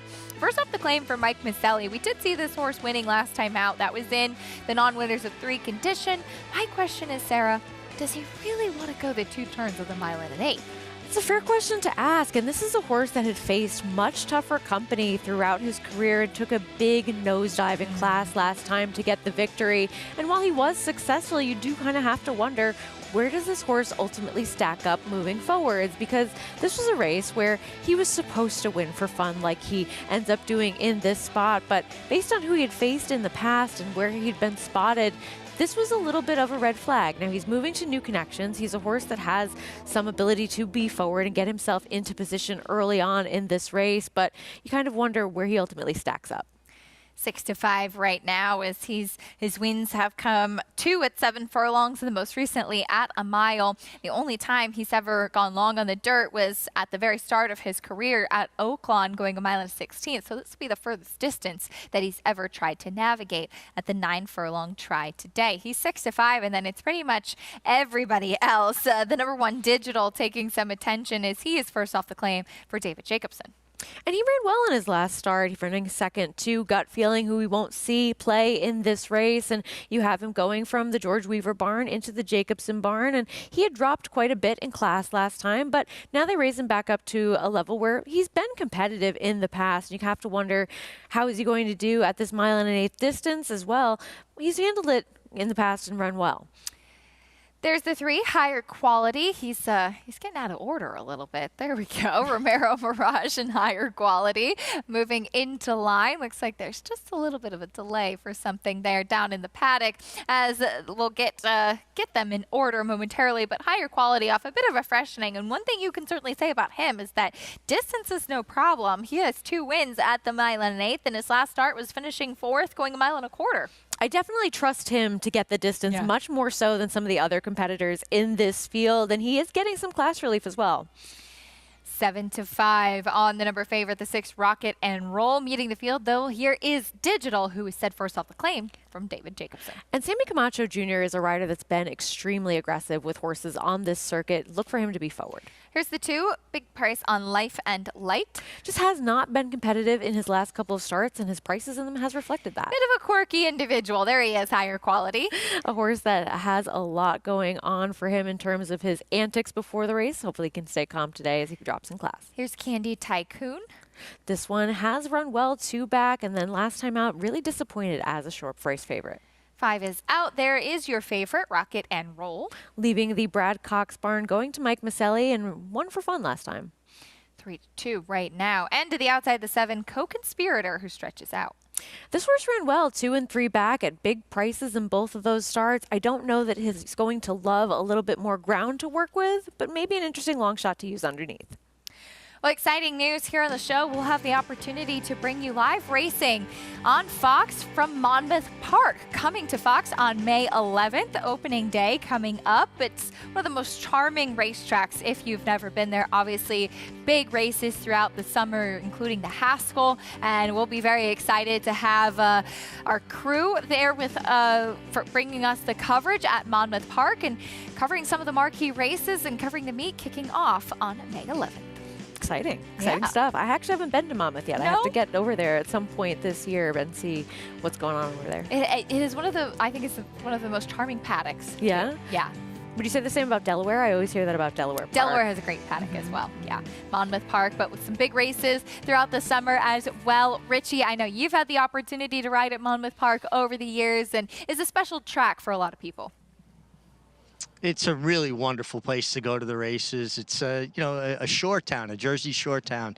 A lot of good memories there. Won a lot of nice races there. But I agree with you too. The paddock's incredibly charming, and it's just got that feel. You've got the regulars there that everybody is just so into the racing. It's a seasonal thing there, and won the Jersey Derby there with Swamp, who was a really nice son of Slough City Slough for the Heilig Brooch. John Kimmel trained him, and he was a horse that actually I worked him at Fair Hill. Vinny DiPaolo was John's assistant at Fair Hill, and he went up the hill on the turf course at Fair Hill.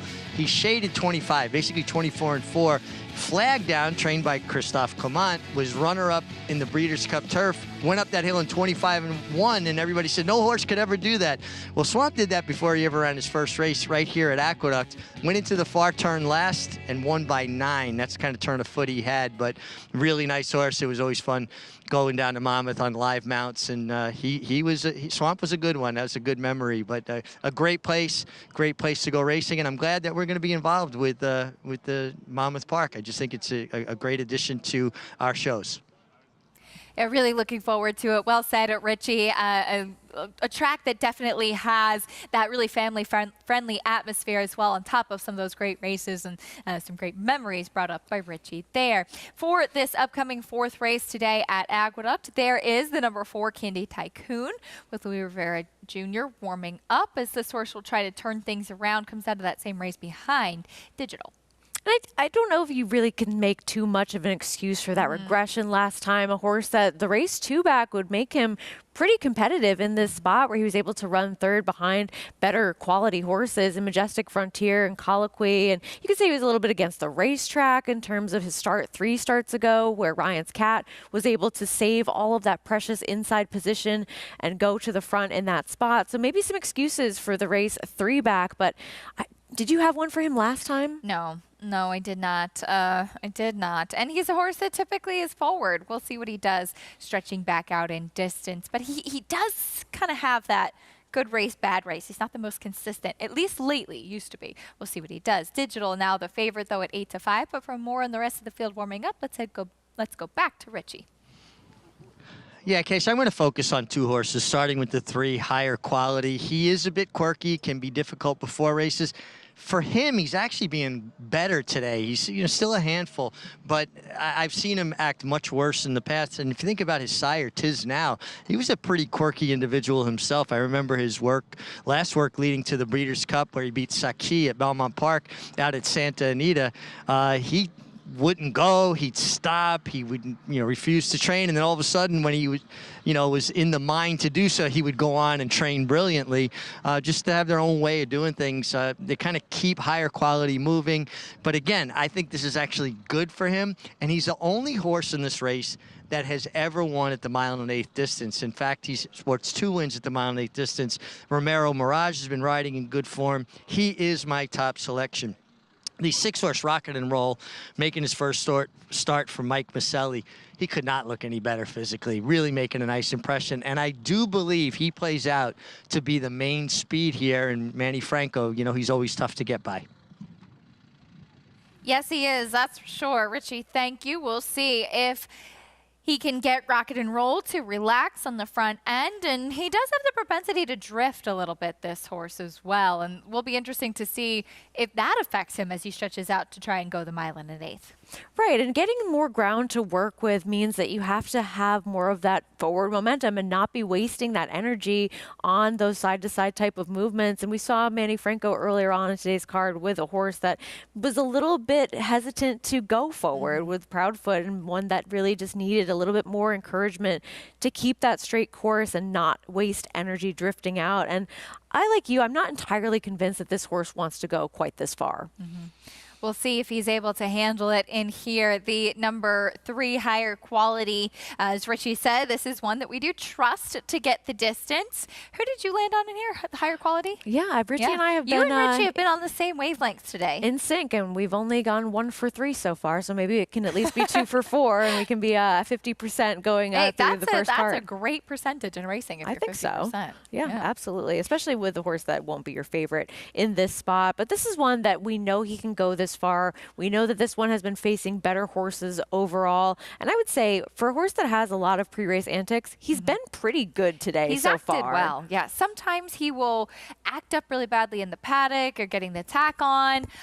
Sometimes he'll, when he first gets onto the track, he'll kind of prop and wheel and try to drop his rider. And you saw Ramiro Mirage break post parade and just trot off with the pony, keep him away from the field. And he was circling, leaving the paddock. For his standards, he's acting very well. And maybe that'll translate to a decent performance today. Who knows? He's run well when he's had those antics prior to his races in the past. So we'll see what we get from him today. I just don't really trust the favorite in this spot and wanted to go in a different direction and ultimately landed on the horse who is getting that little bit of class relief. 7-2 on Higher Quality right now. As they move towards the starting gate, there is the one Digital, stretching back out in distance, has not tried the mile and an eighth since July of last year when at Ellis Park with previous connections, coming off that second place finish and a bit of a freshening last time out. Your favorite 6-5 Rocket and Roll continues to take all of the money. We'll see what he can do using his speed to his advantage. Andy Sterling is right next to the set. He's very excited about coming on. Fired up. He's been fired up right now. He's had so much practice hosting that now he understands. He's very excited because Greg Wolf Wolf is back and Greg is hosting. Yeah, that's Greg what it really Wolf and Andy Sterling coming up shortly. We're staying with you for the rest of this fourth race, though. They load in for race number 4 at the Big A. Chris Griffin has the call. Rocket and Roll goes in. Co-conspirator. One out. Last to low. And in. All set.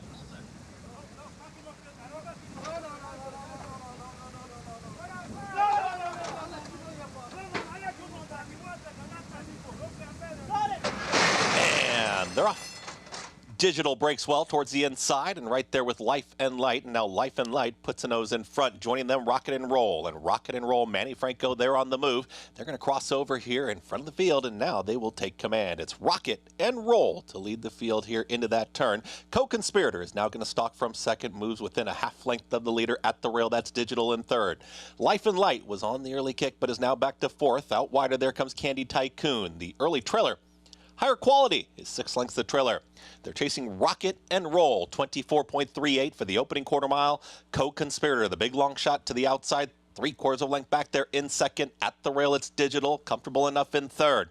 Life and Light, Eliseo Ruiz in between horses. To the outside of that one is still Candy Tycoon out in the center of the racetrack. The trailer continues to be Higher Quality, is now within about 5.5 of the lead as they went 48.51 for the half-mile time. The favorites got it so far. Rocket and Roll trying to take them all the way. Co-conspirator right there to the outside. Digital, he starts to make a move at the inside. Just had to steady briefly. Out wider comes Candy Tycoon. Life and Light lost a touch of ground, is 3 lengths back now. Still the trailer scrubbed along there at the back. That's Higher Quality. And still in hand is Rocket and Roll, who went 113 flat for 3/4 of a mile. Rocket and Roll doing it nicely right in behind that. Just drafting behind the leader there is Digital, looking for a way through. Gonna hug the rail here. Will there be room? No, tips outside. Rocket and Roll now tries to spurt away and does just that. Is now a quick 2.5 lengths clear. Digital is also in the clear, is alone in second, now chasing the runaway leader down at the inside. That's Life and Light. It is Rocket and Roll inside the final furlong. Digital is making up ground, but it's mild so far. 16th left to go. Rocket and Roll is almost there. Rocket and Roll will take them all the way. Rocket and Roll wins it over Digital, Life and Light, and Co-Conspirator in 1 minute 52.59 seconds. He did drift in the stretch a bit, but it didn't matter. Rocket and Roll using his speed to his advantage, and he's able to get the 1 1/8 distance. And kind of those staggering strides when we get down to it in the late stages of this race, but had just enough to hold off anybody else coming up to him in this spot. A nice aggressive ride by Manny Franco, knowing that if you're going to try to get the distance with a horse that maybe you're a little bit unsure of whether or not they can do it, sometimes the best way to do so is to just put them on the lead. As Richie said beforehand, when Manny Franco gets comfortable in the front end, it's hard to run him down. Formful for the top two finishers. There wasn't much movement going on late, though, as Life and Light and Co-Conspirator, two big long shots, were forwardly placed early, and they hung in there towards the end. It was 6-1, 2-7, 8-5 favorite, though. Rocket and Roll using that speed to his advantage, and it really is an advantage to get a horse to relax on the front end, especially when you're trying to stretch them out. Precisely, and really the situation like this where you have these lower levels of horses where they don't necessarily always want to pass other horses, and so speed can be so advantageous, particularly at this level of competition. Manny Franco's second win today, as you'll get a chance to see in this close-up pretty well right there when he starts to drift a little bit off the rail. But he was clear in front of Digital and able to continue on and hold on to get the victory here in the fourth race. Rocket and Roll, first off the claim for Mike Maselli, 2 victories in a row. Coming up a little bit later on, though, we have a couple of really nice allowance features, one on the turf and one for New York breds on the main track. The 6th race on the inner turf today, an allowance for fillies and mares going the 1 1/16. It's so great to have turf racing back here in New York. And taking a look at the field, scratch of one of the Chad Brown runners in Revalita coming out, but you do still have some very competitive horses, including the 4-year-old debut of Silver Skillet, who we last saw finishing 4th, just beaten 3/4 of a length in the Pebbles Grade 3 event. She was second behind Sacred Wish in this replay back in the Winter Memories. This was one of her faster races overall and her first time facing open company, as she is that New York bred who's been able to step up to that next level and run against a good horse in Sacred Wish, who was able to take that dirt form over to the turf and really convert her talent on both surfaces. And this was a game runner-up finish from her. She's run well in start since on both dirt and turf. And now coming back this year, she's likely to be that second choice in the wagering, and I believe she's your second likeliest winner. Tax implications, the one that's 9 to 5 on the morning line, the Chad Brown runner that stays in, as this will be her first time racing in a start that's not in state company since her maiden race. Exactly, a horse that only has that one win, but the horses that she's been facing overall have been of a high quality, and she has taken that step forward from 2 to 3 numbers-wise at least. Well, it's time for us to say farewell. As promised, Greg Wolf and Andy Sterling coming up after the break. Great job as always, Sarah. Hope that you'll stick around with us. There's a lot more live racing coming up on America's Day at the Races.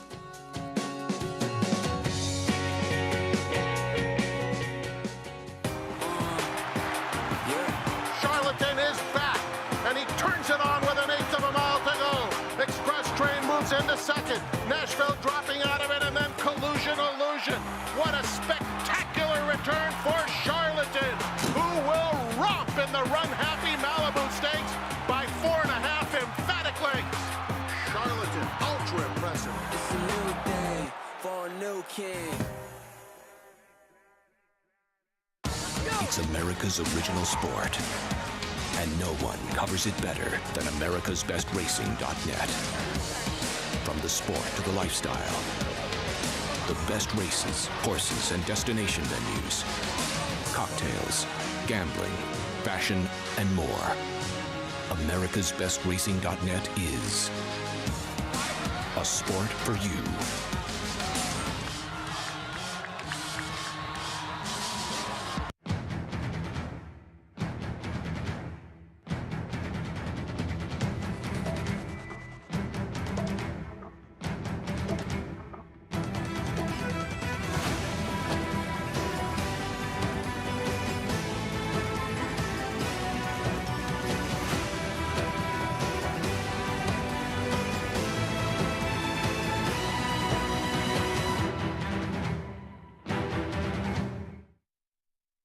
The Cross Country Pick 5 combines the best racing from New York with top races from around the country in one bet. Find it in your track menu and play every race day. Races are posted weekly at NYRA.com/crosscountry.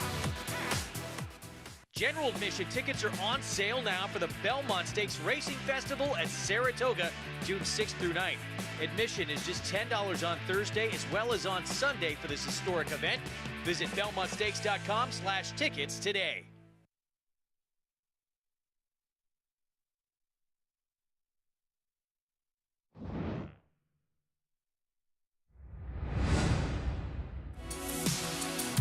Expectations were high for Connections when they bought Sierra Leone for $2.3 million as a yearling, and he met them right away with a strong debut. His second and final start of his juvenile campaign saw him battle Dornoch to the wire in the Remsen, just being nosed out in the final strides. He came out running to start 2024 with a win in the Risen Star before sweeping by the field in the Bluegrass at Keeneland last out. Can Sierra Leone give trainer Chad Brown that elusive first Kentucky Derby victory?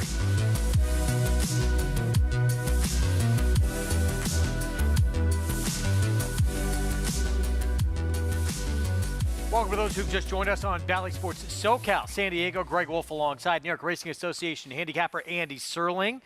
Good to be with you as we get set for more live action coming up here on this Thursday card. Beautiful weather, and for me, I'm gonna be on Talking Horses with you tomorrow. I get to handicap my first turf races of the season, so looking forward to that. But it's great to see that green behind us. I was so happy when you got back. I almost cried, Greg, after having to actually work last week in your absence. So now I can go back to sleeping up here and let you do all the work. Wait a minute. What? Something like that. I need you. Don't leave me. Derby, we are closing in, and two horses that are going to draw the main attention there. Of course, the horse is going to be the favorite, Fierceness, and then this horse, Sierra Leone, who was so good in the Bluegrass from that outside post, just was dominant on that occasion. He's a nose away from being perfect. And he hasn't shown the brilliance that we've seen Fierceness show in both the Breeders' Cup and in the Florida Derby. But what he has had, the Fierceness hasn't had, is the consistency. As you say, gets beaten a nose in our Remsen. Otherwise, he's been perfect. He's never run a race where he hasn't shown up with that kick. He got a fast pace to close into in the Bluegrass, but nobody else closed. On the other hand, it's not clear there were any other talented closers in the race, and he did get a pretty quick pace to close into. It was a track that was kind to horses down the inside, so it's not like he had some sort of great trip. He just seems to show up under any circumstances, easily being chasing Freedom in the Risen Star, who came back to win the Louisiana Derby. He's one of the horses to beat. I think the question you have to ask yourself is he a horse that appeals to you at around 3-1 in the Derby? And I'm just not a guy dying to take 3-1 shots in the Derby. I'll always root for my friend Chad Brown to do well, but I don't, from a betting perspective, he's just too short a price for me. Would you say especially with a horse who potentially is going to need sort of a trip? Well, the one thing I'll say about him is, first of all, Tyler Gaffleone has ridden this horse great. He's done a great job of getting good position, saving ground, and timing his runs well. But sure, I mean, I do like a closer in this race. But on the other hand, if you're betting a closer at a bigger price, you're getting rewarded if it works out. Whereas if you're betting a horse, like you say, Greg, that's going to come from very far back, you do have to perhaps overcome some trouble in here, and at a short price, I'm just not sure he's worth the gamble. I don't think he's shown himself to be so far superior to his competition that he's necessarily worth a short price, though I won't argue that he's one of the main horses to beat in this race. So you were so close to it, but yet there's going to be so much that's going to happen from now until a week from Saturday. It is going to be fun. That first Saturday in May, closing in. You can be part of the action and win, hopefully, and get a little extra money. It's part of the action by playing with Naira Bets. Get signed up, started. Bet any track, anywhere, anytime, and get a $25 free Derby play, including that $200 deposit match sign up. with that promo code right there, Derby25, to adjust in time for that run for the roses. Get signed up right there at NyraBets.com. Back in the fourth here at Aqueduct. Start of the late pick 5, and it was Rocket and Roll, Manny Franco, Mike Maselli first off the claim. I'm always happy to see Mike Maselli do well, but I'll tell you something. This is not a horse I liked at all. I thought it's at 8-5 even. He was even money, drifted up late. I'm not betting horses claimed away from Brad Cox, but in this case it worked out well, and I give Manny credit. He was aggressive and wanted the lead. I'm not sure why Candy Tycoon wasn't more forward. He was actually 5th of 6 going in the first turn and appeared at least to be on paper to be the speed. But Manny said, I'm riding a horse who's favored. I am going to the front, and in doing so, he dominated in the front end, and nobody could pick up any ground. Much Manny, was on this horse for Brad Cox last time out. Mike Maselli claimed him, said let's stick with what worked, and Manny stays aboard. Wins at 8-5, so the favorite kicks off the late pick 5. $5.30 for the win. Pristine Racing with this 4-year-old who's now 4 for 10 in his career as we get into the pick 4 coming up. This 5th race will kick it off. New York Breds, first allowance condition, 1-turn mile and Smoky Eyes. What do you do with the odds-on favorite? I won't be surprised when she wins. I could not bet her at a short price.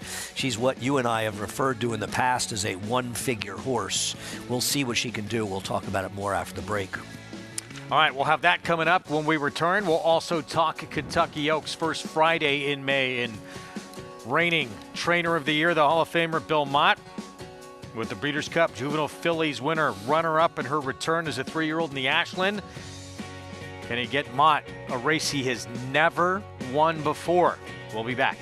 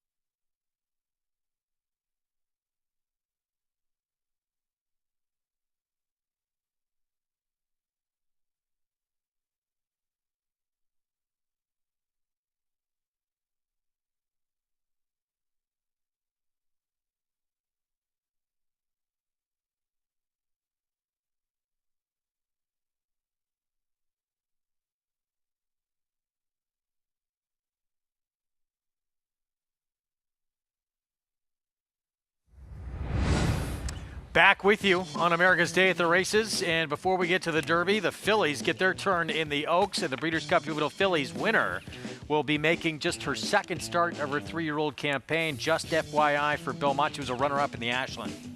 Yeah, and I thought she ran very well, and more importantly, she was able to improve her buyer figures, which were in the mid to high 70s as a 2-year-old, to an 89. So she showed that sort of natural progression you want to see, and it's never a surprise for trainer Bill Mott. Ran very, very well to be 2nd in here.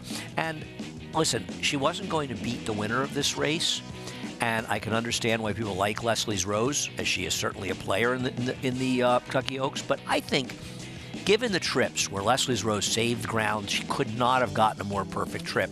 And not that Just FYI had a bad trip, but she was 2 to 3 wide around the track. She certainly had a slightly tougher trip than the winner of the race, and it was just her first start, whereas Leslie's Rose had been running consistently 4 straight starts. So I think there's a very good chance she could turn the tables on her. There are other major players near as well, but to deny that Just FYI is a major, major horse in this race would be foolish.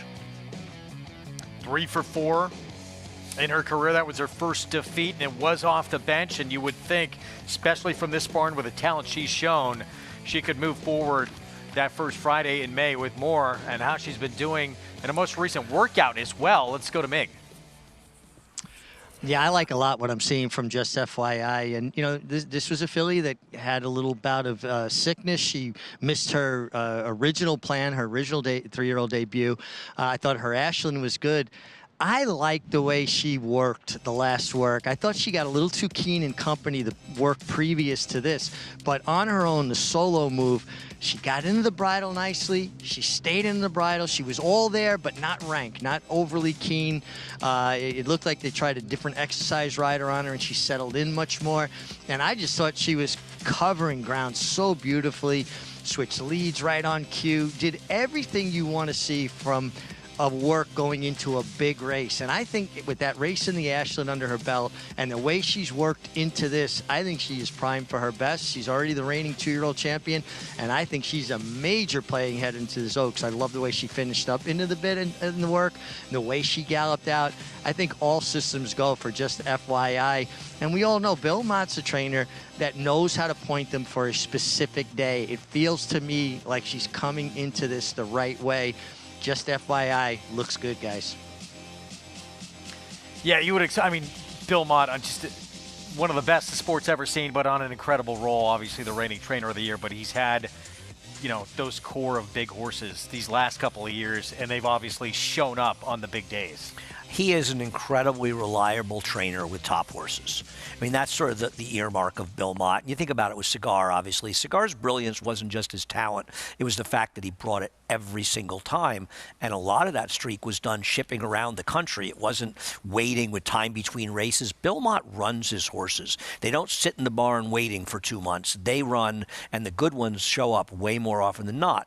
Having said that, that doesn't mean that Just FYI is going to win, because this is a very, very tough field. I thought Torpedo Anna was extraordinarily impressive when she won the Fantasy.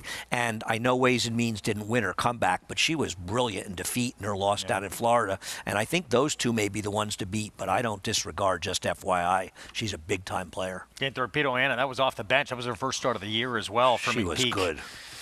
Going to be interesting to see what happens that first Friday in May. We are closing in. Speaking of Belmont, who will send out Just FYI, here's Smoky Eyes. And this has been a filly who's been with Christophe Clement. So it'll be the first start for Belmont with this 4-year-old filly. She's 1 for 11 lifetime coming in. And 3 to 5 now, based off that last effort, really. Well, that and the relative talents of the rest of the field. I mean, this effort where she runs second with a 77 buyer would drown this field. The thing is, she could probably run 10 points lower and still win this race. The problem that I have is she was a promising 2-year-old as a turf filly. And even though her figures were okay last year, she was a massive disappointment. She never got her act together as a 3-year-old. And then she ran the dirt once in an off-the-turf race and ran an abysmal 5th. It was off a layoff, and it was a muddy seal track. Then they sort of threw her in this dirt race just, I guess, to take a shot at the end of the year. And she runs that big figure, a figure that I think in retrospect, I kind of want to see it again. I don't think the figure was wrong. It just is such a big number. And then they wisely sold her. She was sold at auction. I believe John Stewart. I mean, this is the first, I feel like this is the first Resolute Racing. That's John Stewart, the new owner of the game, that you may know him from battling Mike Rapoli on Twitter. Quite a back and forth. They have been very entertaining at times, no doubt about it. And the game could always use more entertainment. I don't know what to do with her, but she could run so much worse and still win. I just don't trust her. I just don't trust this horse, but she's the horse to beat. Yeah, well, and we'll get back to it, too. I mean, as you said, the rest of this field, they need to start showing a little something more, and that could be the case. We'll find out. There's some upside, certainly with scoring chance. New York bred advantage take advantage. 19% increase in New York bred maiden purses coming in 2026. Never been a better time to have a New York bred foal. For information on how to qualify your foal, visit NYRA.com/NYBreds and take advantage of those lucrative purses. 7 minutes away from this 5th race coming up. Start of this late pick 4, and their scoring chance only started twice as she exits our screen. We move to the favorite, Smoky Eyes, that one dirt effort, and maybe they just, have found what she wants to do now. Very much may be the case, and I think if that is the case, Christophe Clement's thinking, I guess I wasted a lot of time running her on the dirt. I want to see it again. I think the fact that they were so eager to sell her, and she has some value as a broodmare. Keep that in mind, having run respectively in some stake races as a 2-year-old. So maybe she's already worth half that money as a broodmare. So why sell her if she has that value? We'll see. Here's scoring chance. This will be start number 3 in her 4-year-old debut coming up. I picked her because I couldn't find another alternative, and I'm not thrilled because her big win in her debut was on a gold rail. Reigning chick, double-digit odds, blinkers coming off. Listen, she's won 5 races, which sort of feels like gives her an advantage. She's just not very good. Shigeko Manny Franco looks for another win. Shigeko has burned some money against much softer. She couldn't win during the winter. She's not supposed to win here. 4-5 in the 4-year-old debut for Smoky Eyes. I want to see it again, but she is the horse to beat. Echo and Eternity comes off a maiden win. Listen, at least she won last time, but that was a race with a heavy-flavored first-time starter finished last. She didn't beat much. And Lavon was just second in a 40 non-winners of 2 claiming race. Tell you what, Mary Alex Coffey having one heck of a year with 3 wins and under 20 starters. This horse's last fig, at least, was the best figure she's ever run. Yeah, got a 65 buyer, big jump up from her in her 15th career start. She's 17-1 right now. Biggest price on the board as we get set for this pick 4 coming up. NYRA Bets contests are back. That's good news. $40 Friday feeder contest. Low-cost way to earn your entry into the $300 Saturday contest. Registration closes before Aqueduct's 3rd race post time on Friday, tomorrow. Visit NYRA.com/contests to learn more and get involved. Good luck to everybody participating. It is great to have the contests back, and we've kind of missed them. And the difference, of course, now is you can sign up like the 3rd race, Friday for the feeder, the 3rd race on Saturday for the contest. And the contest, you used to have to sign up 5 o'clock the day before, but we're excited to have them back. I know they're very popular with people, so we're thrilled that we can bring them back to you. That filly right there, the 5 Echo and Eternity, 7-2. She comes off a maiden win. A lot slower than what we saw from Smoky Eyes, but a quick work. Bullet drill, April 15th. As we go back to scoring chance. So that debut, she got a 66 buyer. Not, from maturing a year as well. Not that far off from the favorite if she could improve, but you say you feel this was aided being on the inside. It was, she moves off the rail in the stretch, the 2-path, but she sent sort of the whole race on the rail leading up to that point, and she had so much go her way. The other thing that bothered me about that race was she didn't get bet at all in there. She was 7-2 as a first-time star in a weak field with Irad Ortiz, right? You almost just expect her to be like 8-5 just because. And she had a bias-aid win. Having said that, she came back in a muddy sealed track. She should never have been 7-2 in her next start. Running as Lady Mine, and those horses are so much better than her. So she's a little bit unexposed. Whereas I feel like the second choice, the 5, is exposed.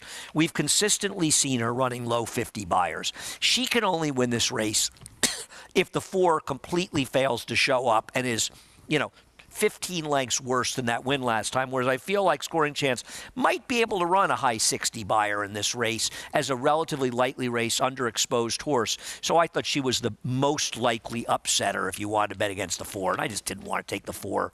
You and I have talked about this so often, these one-number horses, right? They're just tough horses to bet at short prices. Christophe Clement may have gotten this race completely wrong, but I know he didn't get in the Hall of Fame, and I'm sorry he didn't. I voted for him.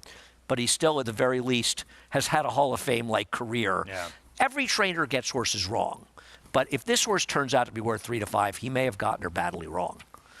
See if she stays there. It looks like at this point she's going to. Meanwhile, Scoring Chance 5-1 on the rail. With more, let's go downstairs to Mig. Yeah, guys, the one Scoring Chance is my top selection. This homebred, owned and bred by Old Tavern Farm, by Good Magic, son of Curlin, out of an Empire Maker mare. pedigree screams the miles should suit her well. She already broke her maiden going 7. And looking at it from a physical perspective, I think the miles suits her very well. Like the way she warmed up, scoring chance. Rangers in the midst of a playoff run. I'm looking for a scoring chance. That's my top selection. The 3, Shigeko, she needs to be a little bit faster. But, man, she is so dappled out and could not look any better from an overall health perspective. Just really a good-looking filly here, Shigeko. Cantomasi's do a good job. She looks terrific.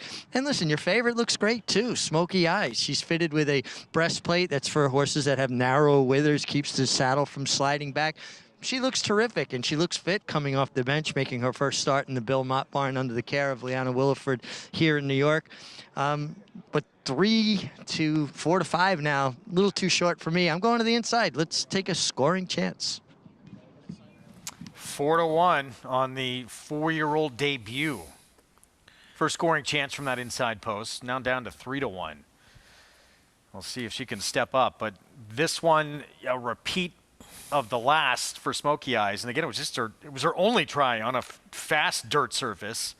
If she can repeat it, everyone else really has to make a forward move to get to where she's already been. Right. If she runs that race, she's probably an overlay at 3 to 5, to be honest with you. I mean, it's going to be very, very hard for her to lose this race if she can run back to it. So if you're picking against her, as Richie and I are, you kind of want to see it again. And I do want to see it again. The horse that beat her is not a horse that you can rely on to run those kind of figures. Now, to be fair, Racing Colors, who finished 3rd, came back with a couple of very solid efforts subsequent to that. So she's not that bad. And like I said, I'm not going to be surprised when she wins. I want to see it again. Listen, well, it's so hard to understand. As you said, too, I mean, one of the best trainers we've ever had in this game kept her off dirt for a reason. Yes.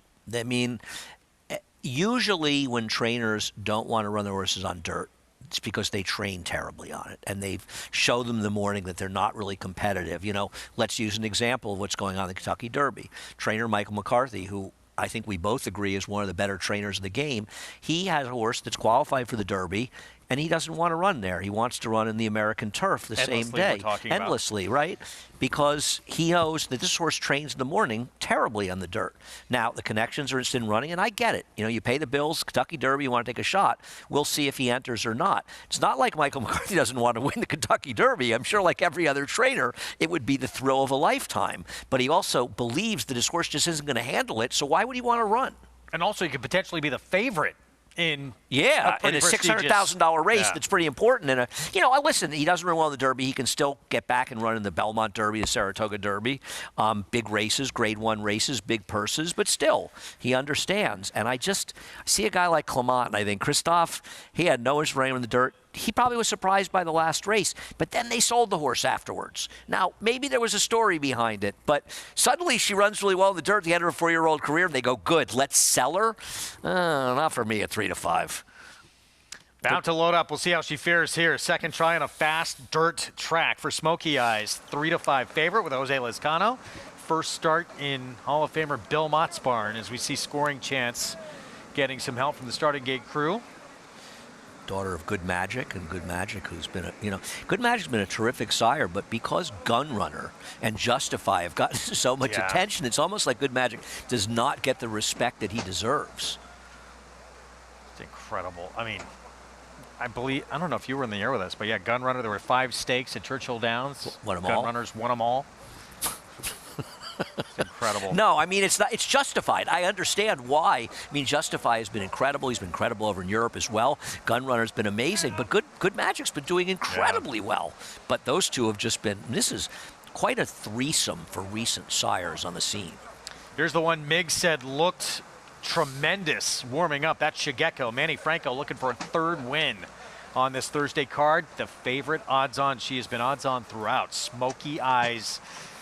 We'll see if she can follow up the way she ended last year, showing that she might have a future on the dirt. We're set for the Pig 4. Let's go upstairs. Chris Griffin, the call. And in. All set.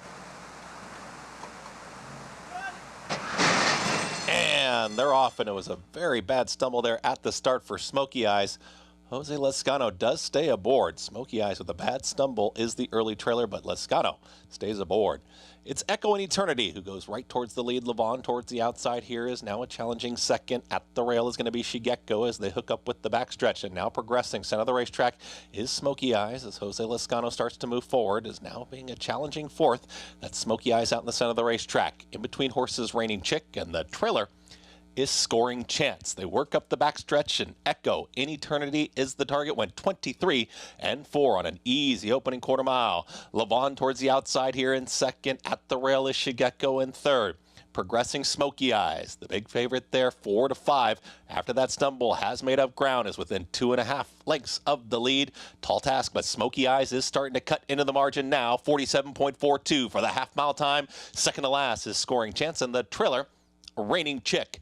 Echo in Eternity is still there. Levon is ready to challenge, and Smoky Eyes, trying to overcome it all, is now making a 3-wide move for the front. Here's Smoky Eyes ready to challenge. Battling on is Echo in Eternity. Levon is right there in second. Smoky Eyes is now asked the question, trying to make up some ground is Shigeko in fourth. Levon starts to kick away at 40 to 1. It's the 40 to 1 shot. Levon trying to pull off the upset. Echo in Eternity is second, continuing to try and make up ground with Smoky Eyes, but just too much to make up.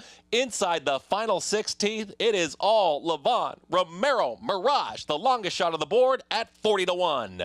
Echo in Eternity, a tight photo there. Scoring Chance with Smoky Eyes and Shigeko in 1 minute 37.38 seconds. Go on. Levon, as you heard, 40 to 1. Huge upset to start off this pick four. Not a good beginning at all for the odds-on favorite, the 4 Smoky Eyes. No, obviously the start compromised whatever chances Smoky Eyes was able to get here, but let's give credit to the winner. I guess we'll show the 4 first stumbling so you can see what happened to her. And that's a pretty significant stumble for a horse. Whether or not she still should have won, I don't know. You know, she made that run like she still was going to. She actually faded and finished 4th or 5th here. But I'll tell you something about the winner.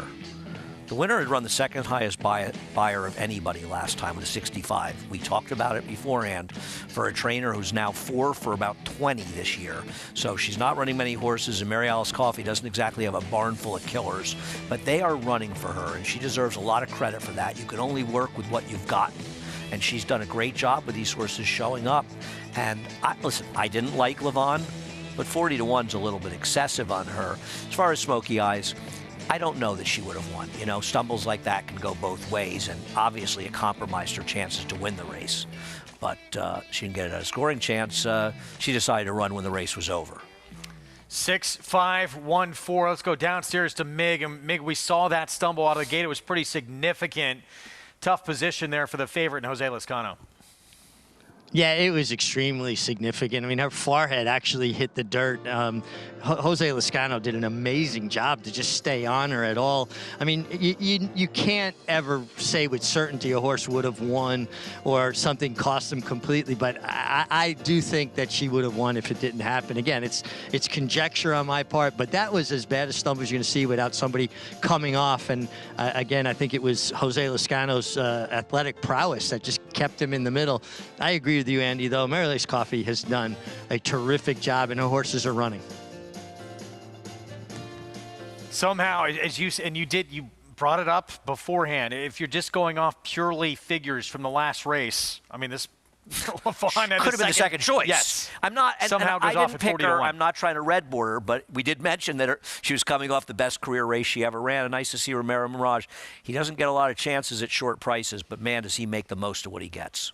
40 to 1 upset to start this late pick four. Levon now 2 wins from 16 starts. Well, the prices when we come back.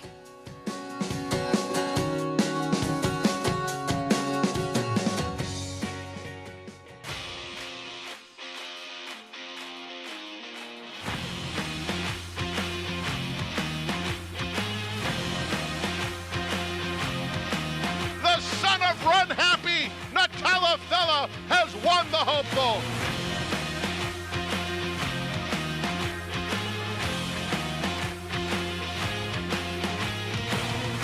Eclipse champion Run Happy, price for value, and standing strong at Claiborne Farm.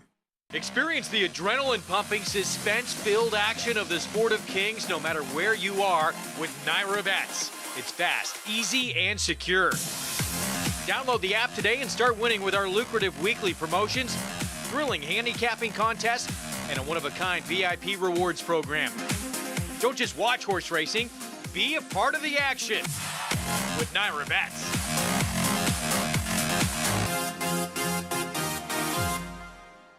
It's Volatile in front as they pass the 16th pole. Volatile victorious in the Vanderbilt, 1 by 2 lengths. Tremendous amount of talent with his win in the Vanderbilt, as well as a couple of his wins at Churchill Downs. Ran unbelievably fast. Very special family to me. Perfect start for 2-year-old sales. Just a gorgeous horse and throwing very athletic horses that I think will run. Victorious in the Vanderbilt.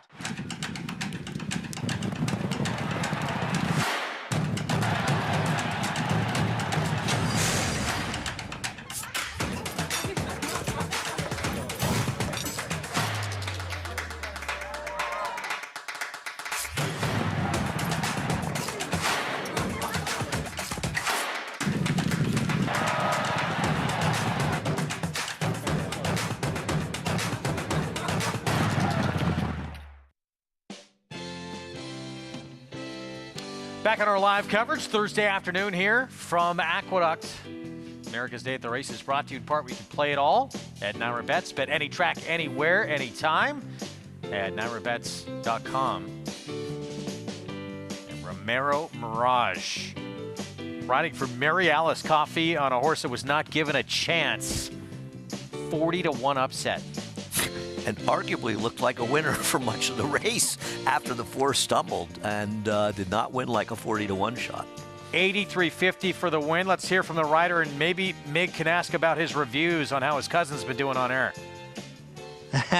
We'll definitely get to that, but I'm pleased to be joined here by Romero, who has just been impressing me more and more. You had a really good trip. Having the outside post certainly a benefit. Were you aware immediately at the break that the favorite stumbled so badly? I wasn't really too aware, to be honest, because my horse took a bit of a bobble herself. But once she got into her rhythm, and I know she's not going to really take the kickback too well, I just kind of let her float out, and the 5 took the lead pretty easily. So we just sat right off of him, set a nice stalking trip, and be very tactical from there. Now, you had one experience with this filly last time. She ran well for you. Is it really helpful when you've had at least that one start with a horse? Yes, most definitely. I think so, because you get to know the tricks and trades of her. She switched her leads a few times last time. Today, when she did it, I wasn't very what's going on. I knew that it's probably just a habit of hers. She feels well under me, so definitely getting one time to know them in the morning or the afternoon is definitely crucial. Romero, a lot of people might not know, but you were seriously injured and you had to have spinal surgery. You were out over a year. And a lot of riders have an injury or an accident like that, and they never come back the same. And it feels to me, watching you, you just continue to get better. And it's like that injury never affects you. You can just walk us through a little bit of all that entailed and how tough it was getting back. Yeah, it was super tough, to be honest, because I started off for the first 8 months riding. I did very well. And then the year that I took off, it wasn't hard on my body physically, because I was 18, so my body recovered very well. My surgeon did a phenomenal job. So really, it was mostly the mental state, getting back into riding and kind of missing out on a lot of nice horses that I was riding. Then once I started riding again, it took me a bit to get back into my groove, because it's not so much what happened in the injury. It's kind of relearning everything that I learned the previous 8 months. Is like everything that I learned kind of went out the window because I was injured for longer than I was initially riding. So I had to kind of relearn and get back into it. And I have great people around me, like yourself, my older cousin Raj, the guys in the room, that has really helped me learn and progress as a rider. Well, I for one, just applaud you, because a lot of riders can't come back from injuries like that. Also, how do you think Rajiv's doing on TV? He's well spoken, that he has that going for him, but he's not the best looking person. So I know when the camera's on him, I know everybody might be a little, not a big fan of his face, but he's a well spoken person and he's very smart and he's done a lot of good for the game.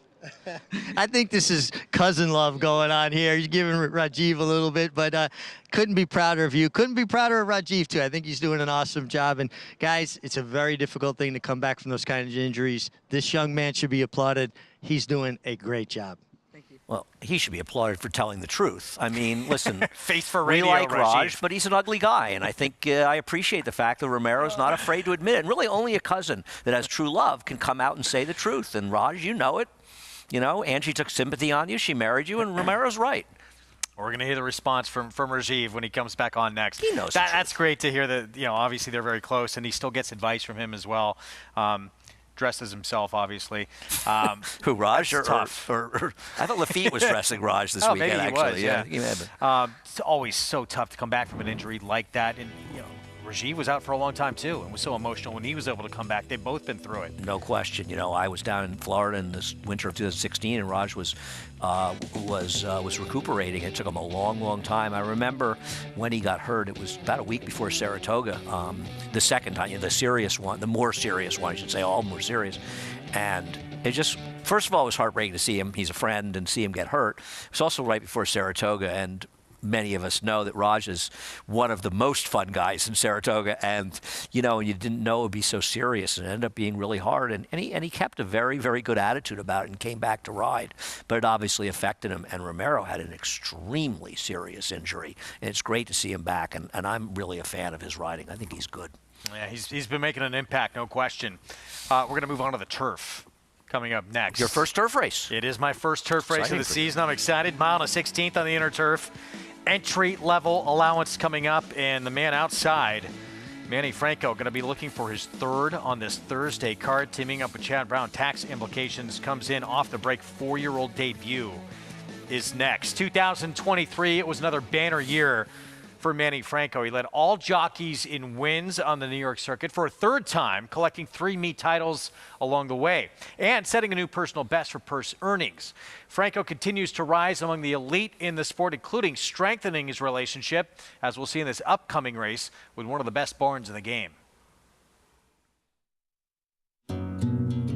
Jockey Manny Franco has been no stranger to the winner's circle in his career.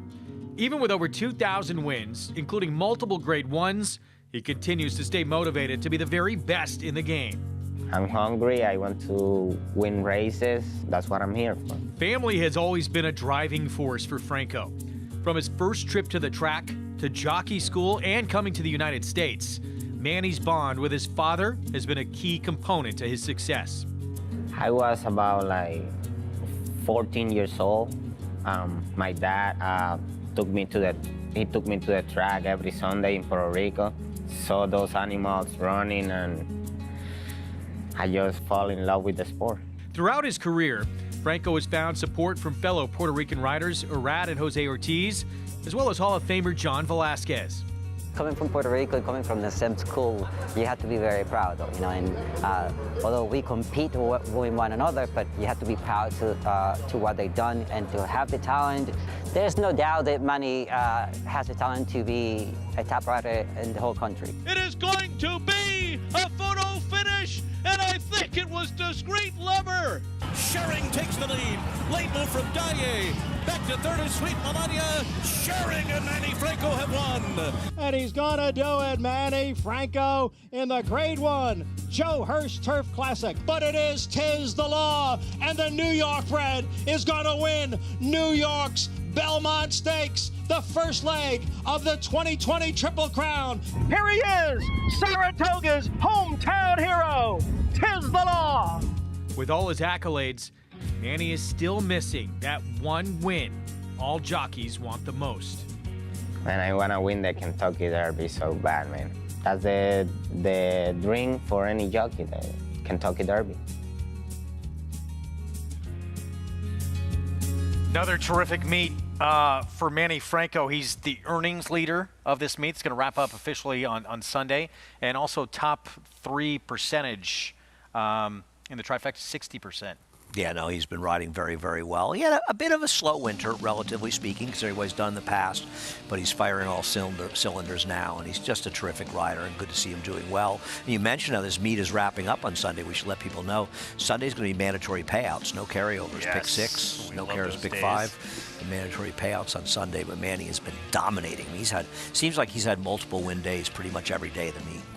And we've talked about it a lot over the last couple of years, and the man he's going to be teaming up with here, Chad Brown, he's really made big inroads. And when he's gotten the opportunities for Chad Brown, he has really delivered. No, he has. He's ridden great for him, and he's had those chances. And obviously, listen, Chad has a very good relationship with Manny's agent, John Panagot, and I think that has a lot to do with why he started giving him as many opportunities as he did. But believe me, with Chad Brown, his friendship's only going to go so far. If he wasn't happy with how Manny was riding, he would have stopped riding him on those horses. He got a chance because of John, but he's taken advantage of it and made the most of it. We're going to see that duo team up with tax implications. 6-5 current favorite in the next race coming up on the grass. When we return, we're going to take a timeout. We'll look ahead to the weekend as well on the grass.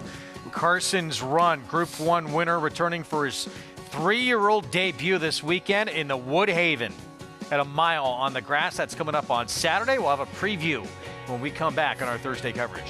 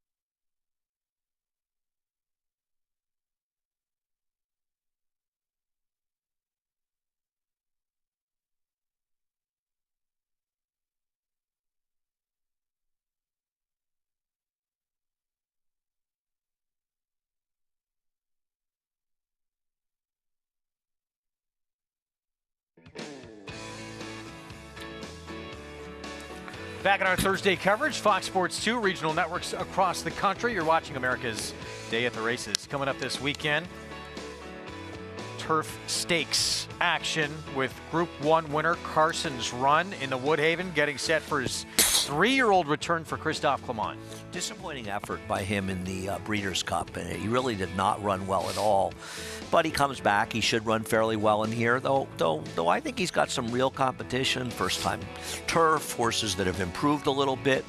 Getting it done here, I like to joke that these Canadian races are fake Grade 1s. People should keep in mind they are not graded by the American Graded Stakes Committee, and I don't think we should be running 3-year-old turf stakes in September that are Grade 1s. Frankly, I don't think the Breeders' Cup 2-year-old races should be Grade 1s. We have 2-year-old stakes. Yeah, the 2-year-olds, I should say. I just don't believe that those horses, too often, those horses are vastly overrated out of those races. He is better, though, than his Breeders' Cup races, and this was a very good effort. That long stretch. See how convincingly he was able to win by. He had 2 wins, beat a half length of the With Anticipation, and went to the Breeders' Cup 8-1.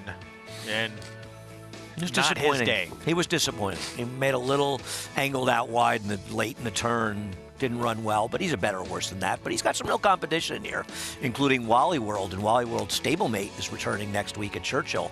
Carl Spackler, for all you Caddyshack fans. We talked Wally World, of course, the Griswold family vacation. If E5's usually involved, they're going to have great names. Yes. And continues to be the case. We talked a lot about Carl Spackler last summer. Good to see him back. Yeah. Now that the weather's getting better, get to see a lot of these turf stars returning as we get set for this 6th coming up. And Andy, Naira Bet's contests, they are back. What does that mean? Well, we're glad to see them back. They're $300 contests every Saturday through Naira Bets. You can play them only through Naira Bets, cash and seat prizes as well. You can find out more information on nairabets.com/contest. As we said, $300 to buy in. You have now until the 3rd race on Saturday to sign up. You used to have to sign up the day before. We also run feeder contests for $40 on Friday to try to qualify you up to the 3rd race on Fridays as well. And I know the contests have a lot of fans, so we're excited to have them back. Yeah, it's exciting news. So good luck to everyone participating in that. Another look at the current odds for this next race. We got to look there at Javier Castellano. He'll be on board for Bobby Robato and Rombique, the 5, but it's tax implications and Silver Skillet we expect to be taking most of the money. Yeah, they're going to be the first 2 choices, with Tax being the favorite by post time, or she is the favorite now. Listen, I like Rombique as a horse. People are making the mistake of seeing her being second in a stake race in a 1 3/8 with an 88 buyer and overestimating her talents in here. And her talents are at longer distances. She is not efficient a 1 16th. This is more of a prep for longer races. Well, here's tax implications. Wow, 4 to 5 right now. She will be making her 4-year-old debut. She has tackled some tough ones, obviously. Just a maiden win on the resume so far. I mean, Surge Capacity, who beat her, was 4 for 5 as a 3-year-old last year. For Surge Capacity, a half-sister to Ways and Means, who will be one of the favorites in the Kentucky Oaks. Surge came up the rail. She loves running inside, and a good trip for tax implications. She was simply second best, but keep in mind, Surge Capacity, following this race, won a stake race at Keeneland, the Valley View, and then beat older fillies and mares in the Matriarch at Grade 1 at the end of the year. And she ran a respectable race in her return this year at Keeneland after blowing the break in the Jenny Wiley and finishing 4th. Tax implications kept good company, and clearly something went wrong in her last race last time. It was a race dominated by forwardly placed horses, but she ran too badly to be true. It's been laid up since September, and she also gets Lasix for the first time because she only raced a 2-year-old and then raced in stake races after that. And so you take away that last performance where something looks like it may have gone wrong. And, I mean, at least very consistent against very good quality runners.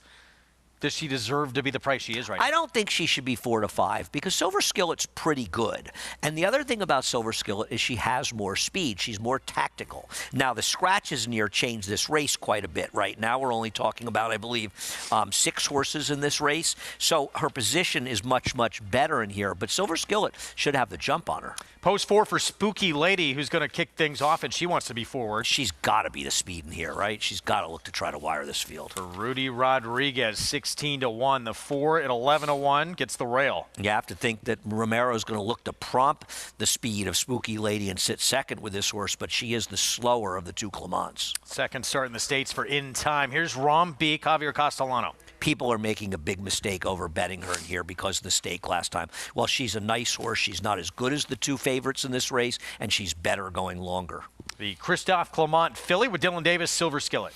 I think Christophe made a mistake waiting for this race and not running the stake. I believe he would have won the Plenty of Grace with her tactical speed in that small field, but she did get a break when the other Chad Brown scratched. She's the second likeliest winner. Jose Lezcano for David Donk in the 4-year-old return of Snowy Evening. Well, I got to root for my friend Steve Christ, who's part owner of Snowy Evening, and how can you not like a horse named after a Robert Frost poem? 4 to 5 favorite. Chad Brown with a returnee 4-year-old filly making her seasonal return tax implications. Obviously getting significant class relief in here, but I do think it should be noted that she finished behind Silver Skillet last time. It was a much better price right now, and now a lot of that may be because something may have gone wrong for tax implications, but also because Silver Skillet has the speed to be more forwardly placed, so she can make herself a better trip. 3 minutes to post here in this 6th mile and a 16th on the inner turf. Coming up, I want to remind everyone you can earn a $20 bonus today by playing with Naira Bets. Bet at least $100 each on Aqueduct and Keeneland. and you'll get that $20 bonus in your account whether you win or lose. You do have to opt in to take advantage. You can do so, again, at NyraBets.com. Looking forward to this race. Looking forward to seeing Tax Implications getting back. Always felt she had some real ability, but her lack of speed has worked against her a little bit at times. I think with the scratches and now only a 6-horse field, it does bring her into the race a little bit more easily.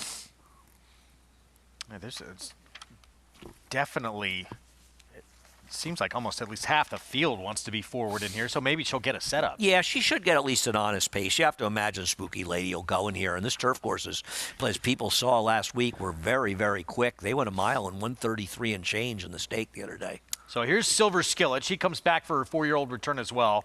And price is starting to even out here a little bit. This was the Winter Memories 3 starts back, which you wound up second to Sacred Wish. And I know you're a huge fan of Sacred Wish. It was really good. Now, all 3 of the first 3 horses were forward, and they all stayed on the rail until the late stages when the first and second finishers angled out.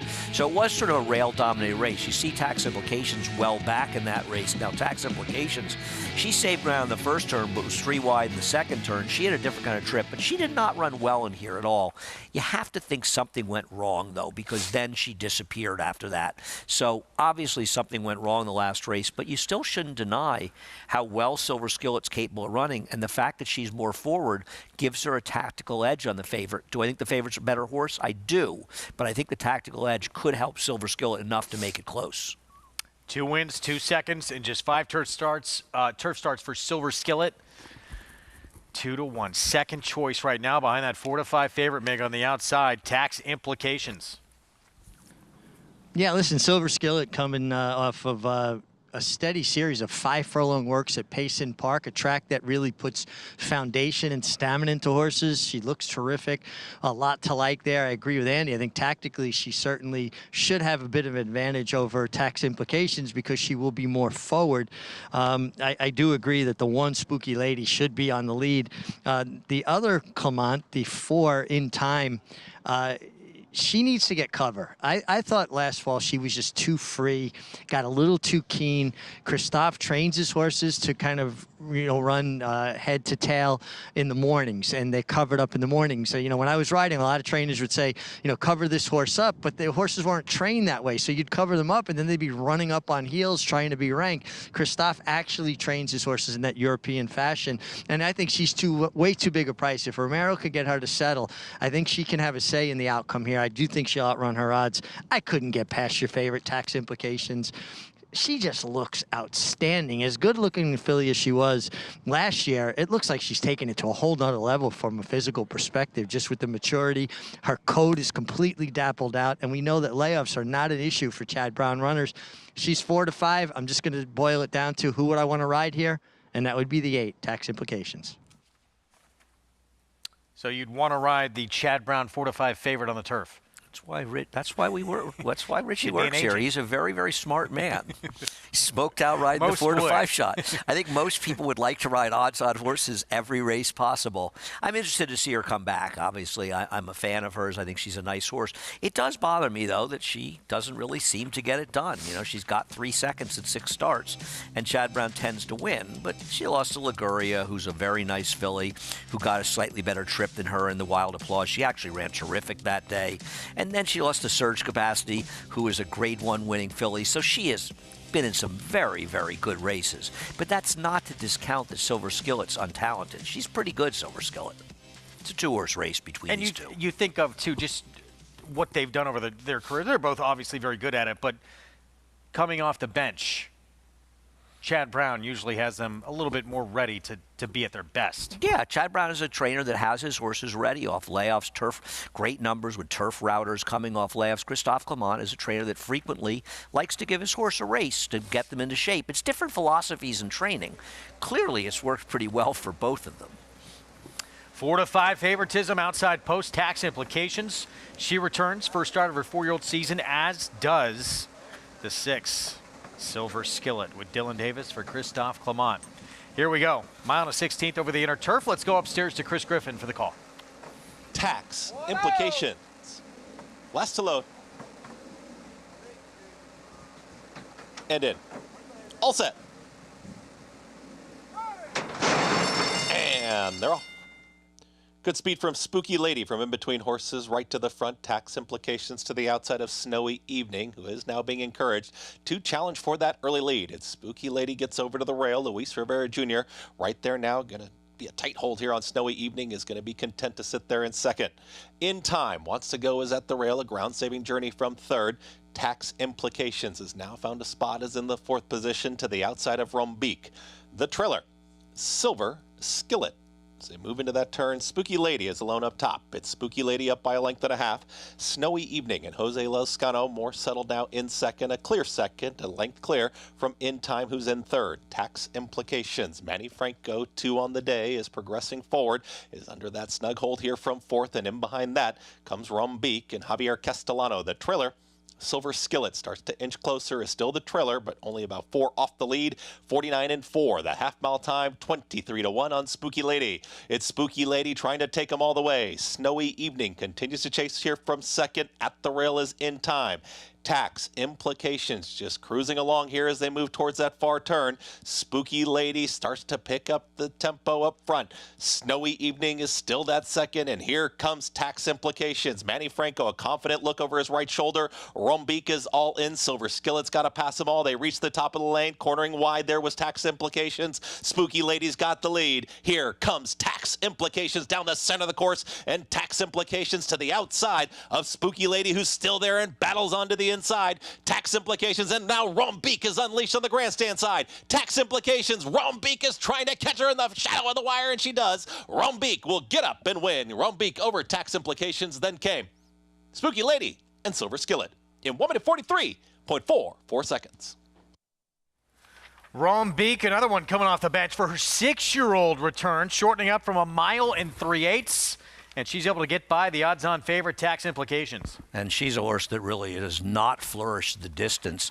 Tax Implications was very bad in defeat in here. She absolutely should have won this race. I know she made the first move, but it was, in my opinion, a poor ride on Silver Skillet being last early in here. She got perfect position. She's supposed to get by, and the truth is she struggled to get by Spooky Lady. And in that case, it enabled Rombeek to come and get her, and congrats connections to Rombeek. I didn't think that she was good enough at this distance to do it. A very disappointing return for Tax Implications, who should have won this race. Silver Skillet will do better. This was, I don't know what Silver Skillet was doing back in last. Maybe that was by intention, but that seemed very, very odd. She is quick. That's how she's been successful in the past. She winds up fourth in here. Rombeek, that's why Javier Castellano was smiling when we showed him to you in the paddock before the race. 4-1 on the 6-year-old return for this mare, who was just 1 for 20 coming into this race. She's not a winning type. Her best races have always been with more distance in her races. Very surprising. She got it done, but I think one of the reasons she got it done, there were 2 reasons. One, Tax Implications was very disappointing in a return not to win it. And number 2, Silver Skillet got a very poorly judged ride. 5-8-1-6. 4-1 upset over a 4-5 favorite. 23-1 with Spooky Lady in third, by the way. Javier Castellano. Bobby Robato, owned by Mark Keller. And your winner as a 6-year-old making her 21st career start. As you look at your winning trainer, still in this A other than, in a long time coming, able to get through finally this condition coming out of a marathon event in a grade 3 on the turf. Prices for you when we come back, and we will set up the 7th when we return. Tell you the newest class, Horse Racing's Hall of Fame as well. An Eclipse Award winner, a Triple Crown winner, and a Horse of the Year among the class will be inducted August 2nd in Saratoga.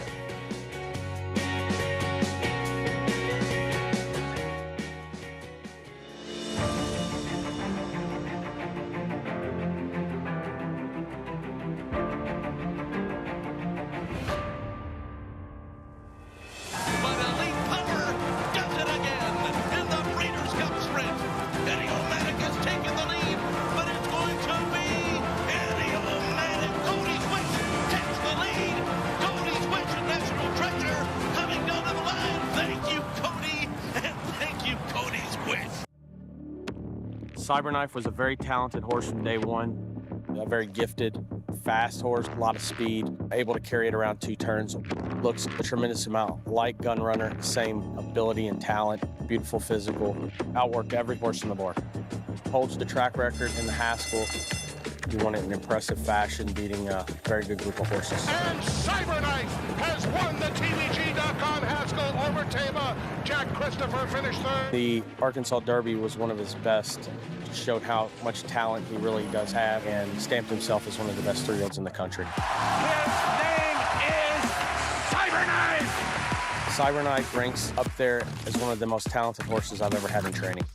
Multiple Grade 1 winner, brought it every time you let him over there. Excited about him passing on his durability, his soundness, and his talent. And if he does, he could definitely be a breed-shaping stallion. Racetrack Television Network brings you every race, from every track, on every screen, every day. With monthly packages starting as low as $5, RTN gives you great value and access to more live HD streaming and race replays than anyone. Visit RTN.tv today to sign up and watch on almost any device, including Roku and Amazon Fire. RTN has packages that start at $5 per month.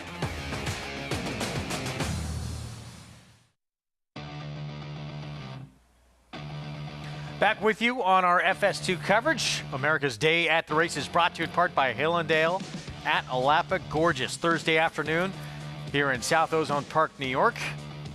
As the 6th in the books and an odds-on favorite defeated Rombeek, one of several in here, coming off the bench, winning her 6-year-old return to the races. Now just 2 for 21 lifetime. Returns $10 for the win. Let's go downstairs to me. Thanks, Greg. I'm so pleased to be joined here. Bobby Robato. Bobby, you thought that this would be a nice race to set her up for a longer race, but she was always traveling well. So, when we saw those light fractions going early here, we didn't think she'd have anything to run into, which was fine today because we basically looking to get a race under our belts. She's shown the ability to run long. We've got a future. This is probably our last year of racing. Unfortunately, here at Aqueduct, we got 1 3/16 to 1 3/8. Belmont is the ideal place for these horses that go 1 1/4 or 1 3/8 around the 2 turns. But this filly has an unbelievable way of running at Aqueduct for some reason. If you look at her form, all her Aqueduct races are unbelievable, So, again, 1 1/16 was always, to me, a little too short for her. But this puts us in a good position. Now I have to find a race. I was already looking forward to a 1 3/8 race in the book. I'm going to have to scratch that one and find something else. But hopefully we can get her back into some state company this year. I mean, she found her way into the Long Island last year. She finished a good second. And I think the distance certainly got her into that position.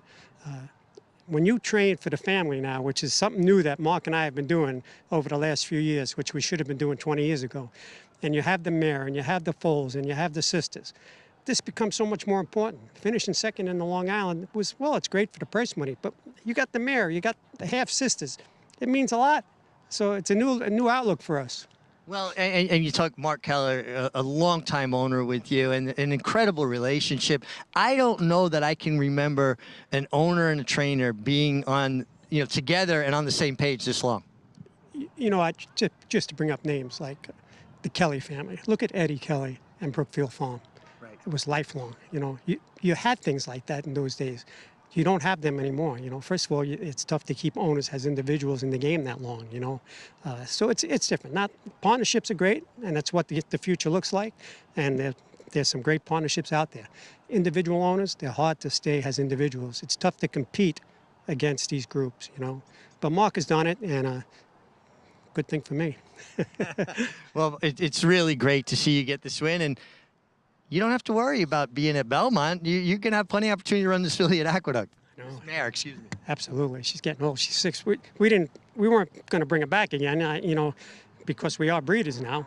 But you know what? This is fun. Racing is fun. We want to race, She's sound as a dollar. She's been around. She loves the game. Maybe even next year. Who knows? Congratulations. Well deserved. Guys, I just love the fact that Mark and Bobby have been together so long, and I love seeing their success.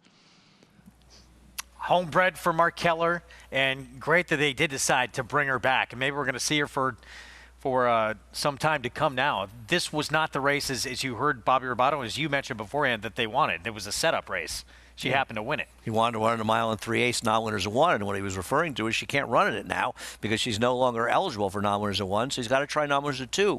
But the way she ran today, I think there's a reason to believe that she has improved as a 6-year-old, which is unusual, and those distance races will be very, very good for her. So we look for some good things to go forward. It's nice to see. Bobby's a good guy, and as he say, he and Mark Keller have been together a long, long time. People will remember with Grant Couturier, multiple Grade 1 winner, very, very good horse, won the Sword Dancer a couple times. Brabant as well, and Brabant had some real success for Todd Pletcher, but he started out coming over from Europe with Bobby Robato and Mark Keller.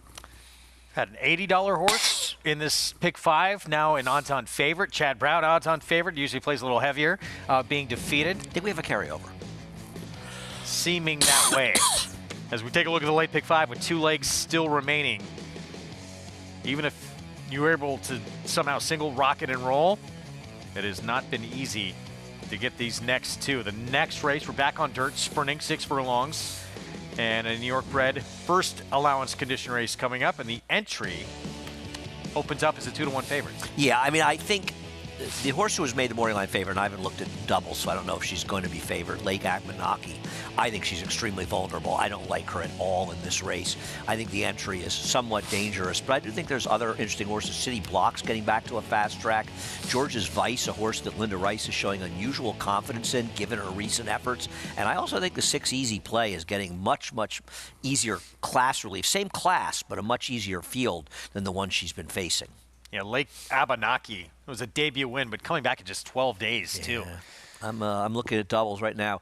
That's the Grand Slam, so I don't really know. We'll see how she'll be a slight favorite in those races. We'll take a look at multi-race bets. We announced going to break. The newest class, Hall of Fame, has been announced, and some of the big names heading that class, the Triple Crown winner, 13th Triple Crown winner, who's justify his total career lasted just 111 days. Yeah, I mean, it was a short one, and I understand some people had some concerns about him getting in the Hall of Fame. I wasn't one of them. I voted for him. I think he'd earned it. Gunrunner earned it as well. And Joel Rosario, the only other one, voted in. Nice to see, though, Joe Hirsch getting in as a pillar of the turf. Obviously, a very, very popular man who had a great influence on the game. So the Triple Crown winner, undefeated in his career, with one of those in litigation right now, but right. He was something else on the racetrack. I think it was Chad Brown. He showed up to the Derby against him, and he saw the physical stature of him, and he said, oh boy, we're in trouble. I tell you what, if Good Magic had drawn outside of the Preakness, I think he would have beaten him that day. And Chad Brown did pretty well against him, as many will remember. He not only was second in the Derby with Good Magic, but Gronkowski was second in this race, and he went on to disappoint the entire rest of his career. Unlike the real Gronkowski, who played well his whole career, Gronkowski was a bit of a one-hit wonder, but Justify, he was amazing. What he did in such a short time was remarkable. Meanwhile, Gunrunner, 2017 Horse of the Year, and finished his career with the second most money earned in history behind Arrogate. And his ability to carry a horseshoe in his tail, I think, is what set him apart, Greg, from That's all what the really other got him greats. in. That was really what it was. And it shows how amazing Arrogate was when Arrogate was good, that he got completely left at the gate, eliminated the break, and came on to easily beat him in the Dubai World Cup, because that was the only blemish starting in the Clark. And this was a horse that really blossomed. He was a very nice runner, but not nearly as good as he was for Steve Aston early in his career and through the Triple Crown races. I think the real difference with him, though, was when they started getting aggressive with him, same the front end. And his streak from the Clark through the Pegasus, I guess, was absolutely incredible. Horseshoe in the tail was the Woodward?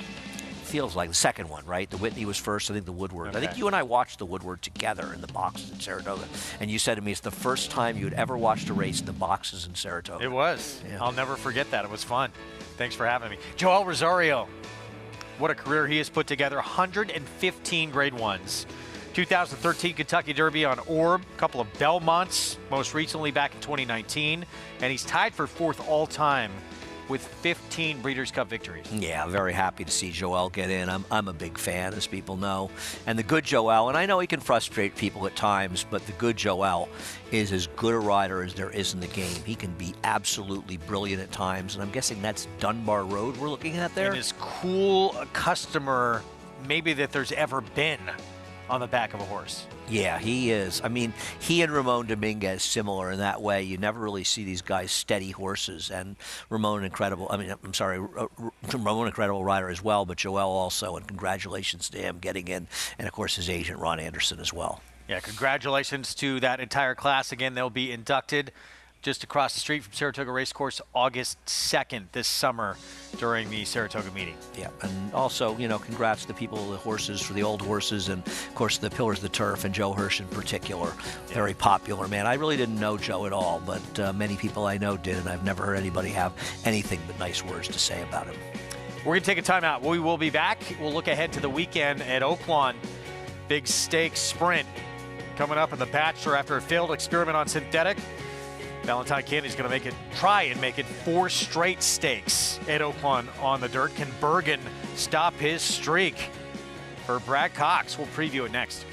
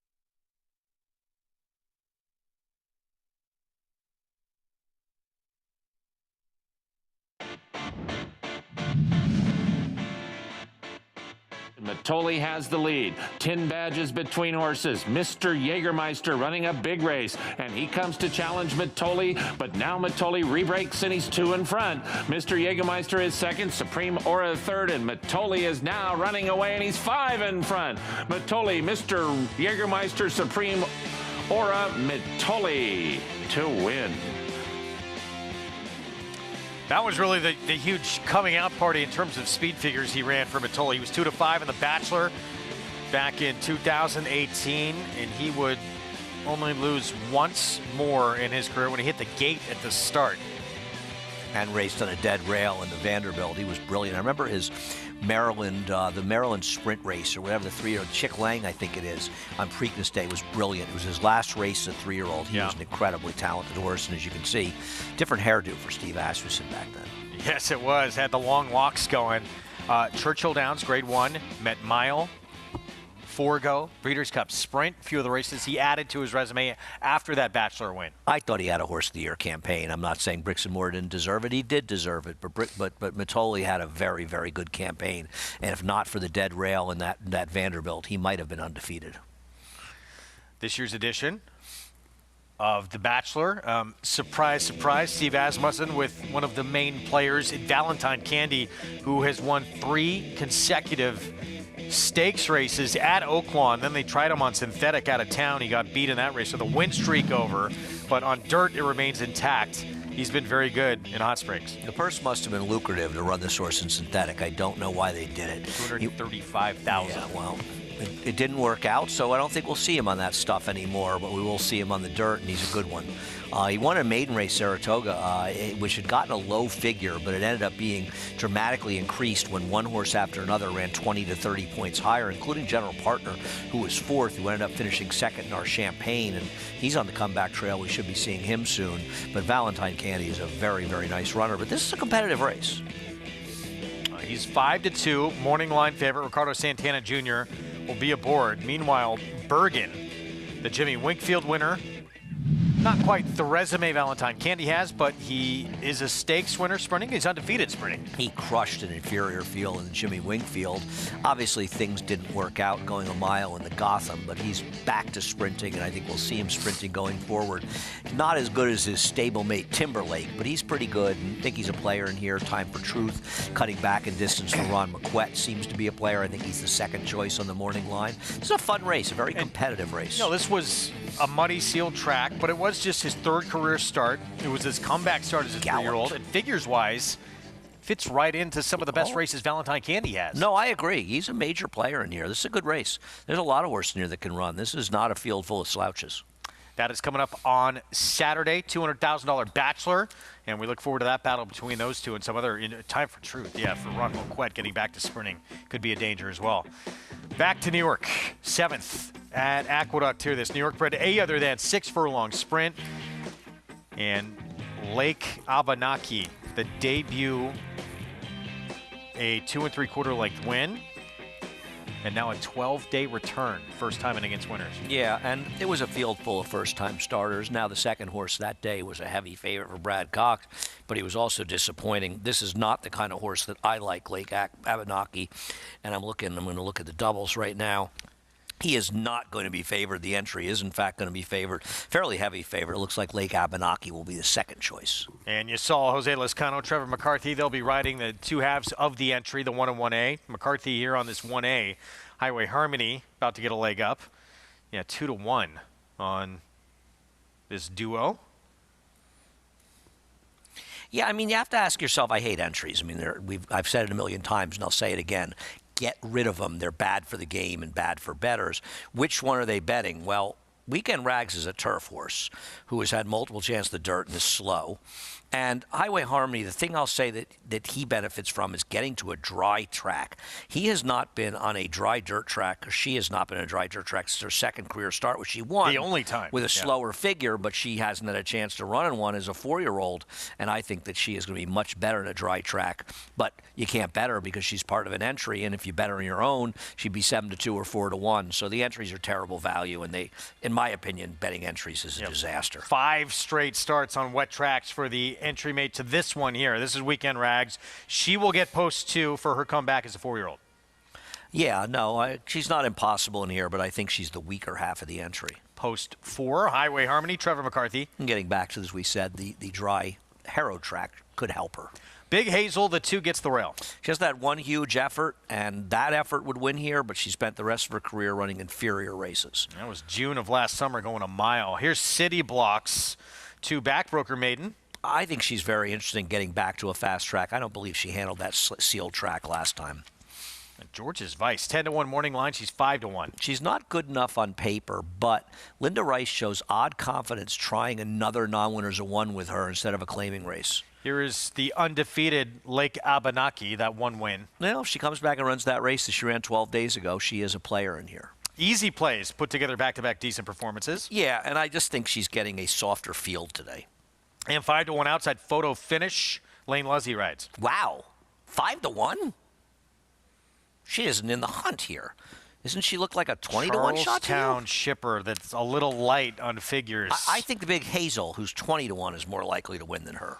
Yeah, wow. Trying to win her. a 3rd in a row, but again, those coming out of town. First time with New York breds. So Since here's Lake. She ran her maiden race. That would get her last in here. Here is Lake Abenaki. First time out, she was closer to 7-1 than 6-1. She got an absolutely perfect trip, and she ran a figure that makes her comparable in here. But I think coming back in 12 days, the chances she improves on her are unlikely, and the chances she gets as good a trip are unlikely as well. She did beat a heavily favored first-time starter for trainer Brad Cox, which is a feather in her cap, but that horse just didn't really run very well in there, getting run down. Not the kind of horse I like, but she also was a heavy favorite in the morning line, and she's not going to be a heavy favorite in the board. So if you like her, you're getting a better price than maybe you anticipated. Competition's going to get a lot stiffer here. Start number 2 right now. 3-1 on Lake Abenaki. Back with us, Acacia Clement. How do they look? Hey, Greg, and taking a look at Lake Abenaki, she looks great. Now, I was not in the paddock for her first race, but I was up on the desk when covering it. But when you see a horse coming back off a relatively quick turnaround, you want to see how their weight is, how their energy is in the preliminaries. And while she was very fit and athletic looking for her first race, she looks like she's handled herself well going from start 1 to 2. I don't see her looking too drawn up, which is always something that you take stock of. And she had great energy in the preliminaries. She was forward back in the paddock and when they got out onto the track as well. So obviously it is a question with the quick turnaround. She's been sharp warming up with the pony, and she does have to face winners for the first time. But just from a purely physical perspective, I don't have any issues with her. As far as the entry does go, again, purely from a physical perspective, I do prefer Weekend Rags, but she looks more like a turf horse overall. The 1A Highway Harmony, she is a horse that can be a little bit of one that kind of takes her races a little bit hard. She can get a little bit more drawn up. She can sometimes not carry her weight the best. She's a little bit of a leaner type of frame to her as well. She's one that sometimes can be a little bit dull in the preliminaries. She seemed to be nicely forward, marching around the paddock in here today. She's on the smaller side, but she has some forward position, and I do think that she will appreciate getting back onto a fast main track. She's run okay races on a wet track, but obviously her best race and her lone win came on that fast main track. Actually, the only time she's been ever able to run at a fast main track. She's certainly fine. Like I said, just looking at horses, I did prefer her entry mate, but I will like when she gets to get back onto the grass. Now, the 6 Easy Play is a horse that I think has run some good races. I didn't realize that Andy and I were on the same wavelength in here, so hopefully it's not too much weight on her. But this is a mare who she can be really hard to handle in the preliminaries. They did saddle her outside on the walk, as is always the case, but she was great once they got the tack on her. She was good getting out on the track. She had a beautiful warm-up under Manny Franco. Was moving really well. For one that can be really revved up and hard to handle beforehand, she's acting very, very well this afternoon. And I thought last time out, maybe she was flat a little bit in the stretch there, but overall she is consistent, and I just like what I'm seeing from her and her attitude versus what I've seen from her in the past, Greg. Well, she used to be a little more, thank you, Acacia, a little more forward in her career as well. Yes. It's not really her running style anymore. Yeah, and I think that's a bit of a concern that she's kind of lost that speed. We'll see.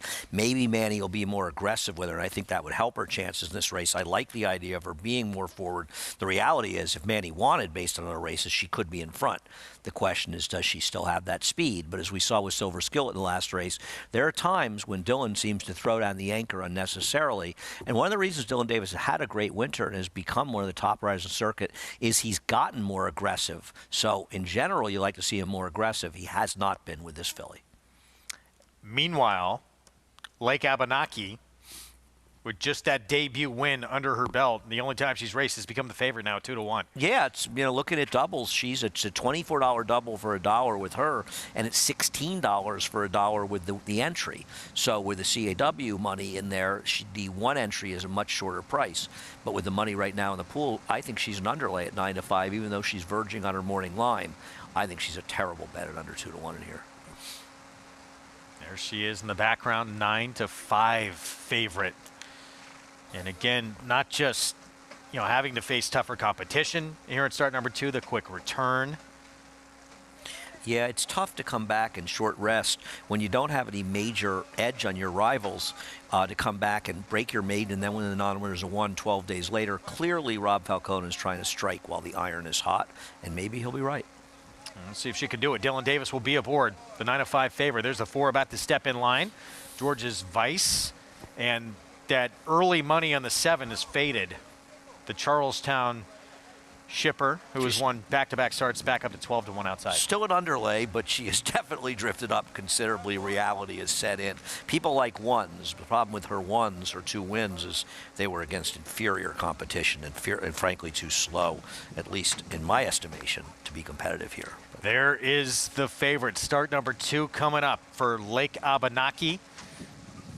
Let's go upstairs. Here's the 7th from Aqueduct on our Thursday coverage on FS2. Chris Griffin, the call. Highway Harmony. Photo finish.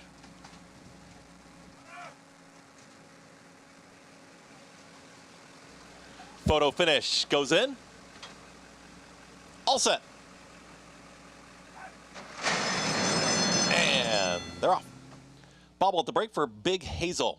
Speed from George's Vice right out towards the front. Lake Abenaki right towards the outside, ready to challenge. And Lake Abenaki now puts ahead in front of George's Vice, who's back to second. 3 wide is going to be Easy Play. Center of the racetrack comes Photo Finish. Is going to be in the 4 path there as the entry is Weekend Rags and Highway Harmony. Tightly bunched here on the front end. Further back in the field is going to be City Blocks, who's second to last, and Big Hazel. After the bobble is the trailer. Lake Abenaki is in front, went 22-1 for the opening quarter mile. Easy Play is ranging up alongside, and here comes Easy Play ready to challenge Lake Abenaki to the inside, who's still a nose in front. 3 wide is going to be Photo Finish right in behind them. George's Vice broke with the leaders, is there in fourth, a length and a half off the leading trio as they reach the top of the stretch. Easy Play is trying to put away Lake Abenaki, who battles on to the inside. George's Vice is now muscling through in the 3 path, and here comes the run from George's Vice, center of the racetrack. Lake Abenaki is still there. A furlong left to go. A very game Lake Abenaki. Easy Play could not push on by. George's Vice is trying to make up some ground. Lake Abenaki is still fending him off, and Lake Abenaki, that's your winner. Lake Abenaki over Easy Play, George's Vice, and Weekend Rags in 1 minute 11 and 3. Might be vacation time for these connections up in the Adirondacks, named after that shallow body of water up there, Lake Abenaki. She's now 2 for 2, just 12 days apart. It's been a good day to bet on horses I didn't like today as she gets the job done, and you got to give a lot of credit to Dylan Davis. Maybe he realized that he blew it in the previous race, being very aggressive with a horse that didn't figure to be the lead, setting a very fast pace. Manny set up shop outside with Easy Play, who never gave up, but she could not get by her when it mattered in the stretch. Easy Play got a lot of money late to go off at what I think is a low 3-1 in here, but ran a race. Of course, Eric Cancel always ready to give up the lead, and he gave it up with George's Vice, but to be fair, they were probably going too fast, and he worked out a good trip, and she ran a respectable 3rd here, but just not able to finish. A horse who probably needs the lead to win, and Lake Abenaki just, she performed today. You got to give her credit. She ran better, got the 2 wins. We'll see what happens if we see her again. Coming, into the stretch, out of the turn, it looked like she was in trouble. I agree. I had bet the 6 to win in box 3, 4, 6 here. I thought I was going to cash, but she kept finding more, as they say. Rob Falcone Jr. with an undefeated, now 2 for 2 4-year-old filly by Central Banker Dylan Davis aboard for both those victories. And she does go, no, she goes off slight second choice, actually. Yeah. The sooner people realize to stop betting entries at these short prices, the better off they'll be. And the sooner the Gaming Commission allows us to get rid of entries, the better off everyone will be. 5-6, 4-1. Lake Abenaki, 2 for 2 for the Rob Falcone Jr. barn. And Dylan Davis aboard for the winning ride. Prices when we come back. We will set up the 8th sprinting on the turf to close out the Thursday card when we return.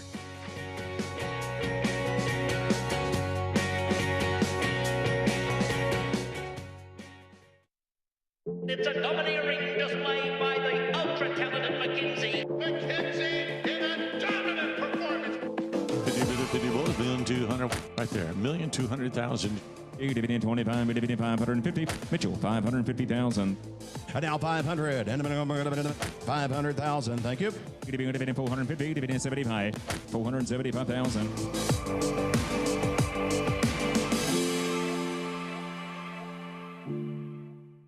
Experience the adrenaline-pumping, suspense-filled action of the Sport of Kings no matter where you are with Naira Bets. It's fast, easy, and secure.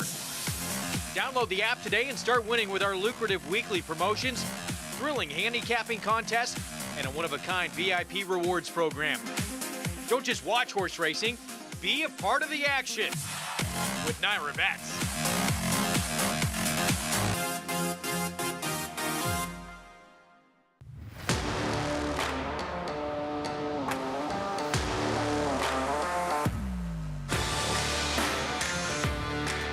Wet Pink surging to win the Coaching Club American Oaks. Forte to win the Breeders' Cup Juvenile.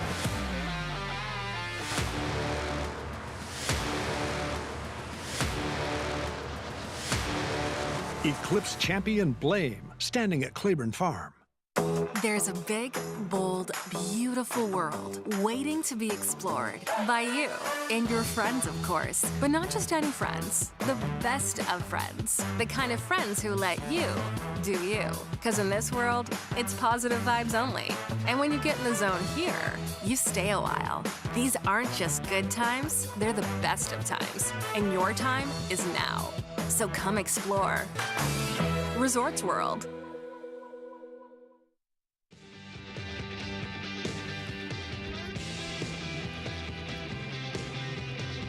Back on our Fox Sports 2 coverage, regional networks across the country, America's Day of the Races, Dylan Davis, Lake Abenaki. He's been on board this filly twice in the last 12 days and 2 wins. Our Winter Circle lead-in brought to you by the Physicality Tipton Mid-Atlantic. May 2-year-olds in training sale after the Preakness on May 20th and 21st in Timonium, Maryland. Where will you be? Showing that aggression. He didn't show in prior races, and it worked out. Aggression is good. $6.40 for the victory. 5, 6, 4, 1. Let's go down to Acacia. And trainer Rob Falcone was very happy that he was aggressive as Rob. Lake Abenaki coming back on the quick turnaround. She was game again today. Yeah, she was. You know, she ran hard and she fought all the way to the wire. You're striking while the iron's hot. Talk a little bit about the decision to come back in less than 2 weeks. And obviously she's in good form and is able to handle the race as well. Yeah, she ran great first time out. She galloped out good. She came back to the barn. She was good. She was happy. She was bouncing around. So figured we enter her, take a look at the race as long as she was, doing good and she continued to do well. So, we decided to take a shot and run her back in quick rest. What are some of the signs that you like to see from a horse? Like you said, the way she was bouncing around. What did she tell you to say that she was ready to take it on today? There's a few different signs. One was she was, devouring her feed tub, so she didn't show any signs of, having any stress from running first time out. She was happy. She was fine to go back to training. Just really took it easy on her and jogged her. I turned her around one time and she got real aggressive with the rider, so she came back on her toes after that. Just trained her light and she was eating her feed and she was acting good and so we decided to take a shot. Feel like any New York bred stakes could be in her future? Maybe, you never know. I actually, run her back on 12 days, especially after the first time start. I actually made plans before the race even happened, either win or lose, that I was going to send her to her farm upstate, let her be a horse for a couple weeks, and then she'll meet us up at Saratoga. So, we'll see what's, she could get a little, not a big break, but she get a little rest now, be a horse for a little bit, and come back and we'll go from there. We look forward to seeing her after her vacation. Congratulations here, though. Thank you. Now 2 for 2, Lake Abenaki. She's certainly firing away on the track. Greg? Oh, well done by Rob Falcone Jr. to have her ready to go in that short rest, and now she gets a little time to grow up, mature a little bit. All right, see what happens. See her maybe later this summer, Saratoga. We still got one more coming up, going to be sprinting on the grass to close out this Thursday card here at Aqueduct. Let's take a look at this late Big Five. Follow along to this point. She was not the favorite, so another favorite defeated slightly. The entry went off favorite in here. You have an $83 horse in there. You have Rambeek beating an odds-on Chad Brown favorite. So this pick 5 going to be healthy if you're still alive. New York bred maiden special weight to close it out. I'm amazed. The 1, 3, 4, 7 are all covered in the pick 6. Wow. I'm in shock. Pick 5s are probably gigantic in here. Let's see, because there's no CAW. They are gigantic. The big 5s are actually bigger with the one, almost is the same price, the 1, 3, and 7. But the Bigger lowest prices, is actually 9,000 plus. Is that right? Pick 5. Pick 5, yes. Is there one? Yeah, for 50 cents. Keep in mind. So they're all bigger than the pick 6. I'm shocked that people are alive in this pick 6. Current odds, there they are for this 6 furlong New York bred maiden special weight sprint coming up. Tariga right now for that man. Current favorite on the board, the James Bond Barn. He's got competition in this race and in the near future from his family. We'll have that story coming up when we return on America's Day at the Races.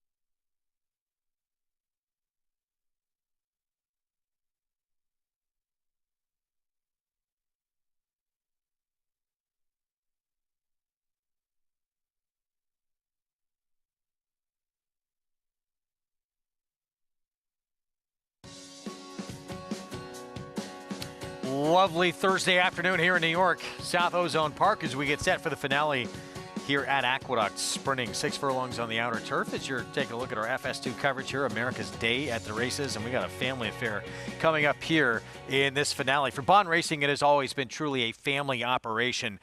Based in Saratoga, their horses always seem to shine during the summer months in upstate New York. While James and Tina are living out their dream as partners and best friends, they've also paved the way for sons Kevin and Ryan, who are ready to follow in their parents' footsteps.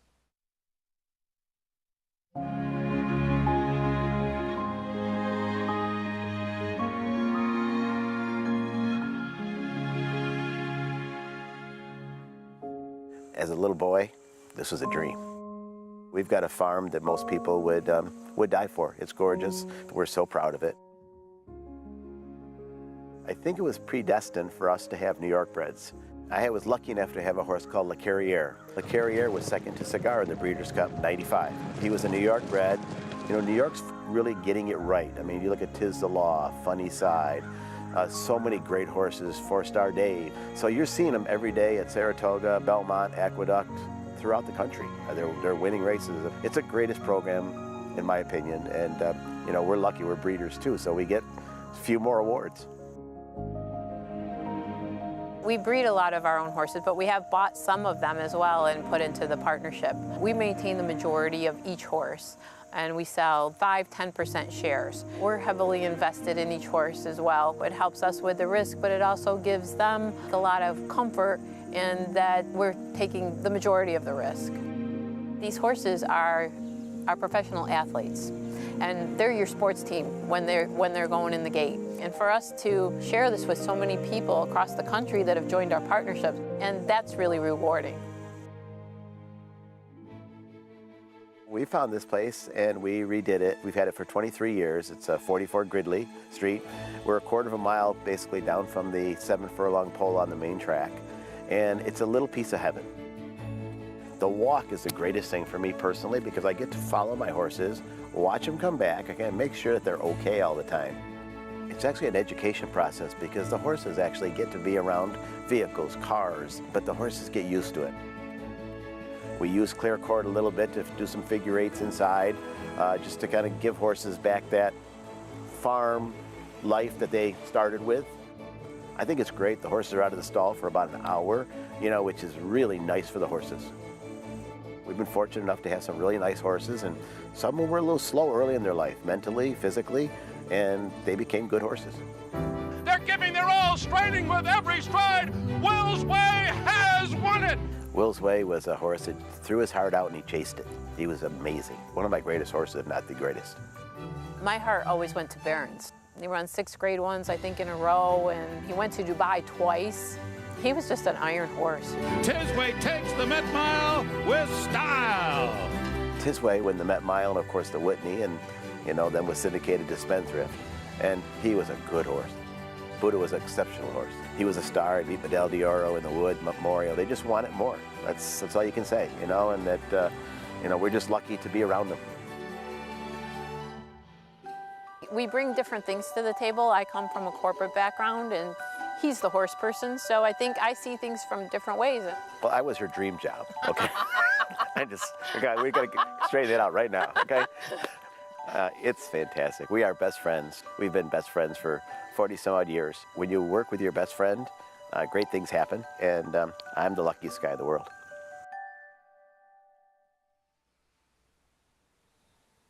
Terrific family, and they've all been part of a team for so many years, and now James will be competing against his son, Kevin.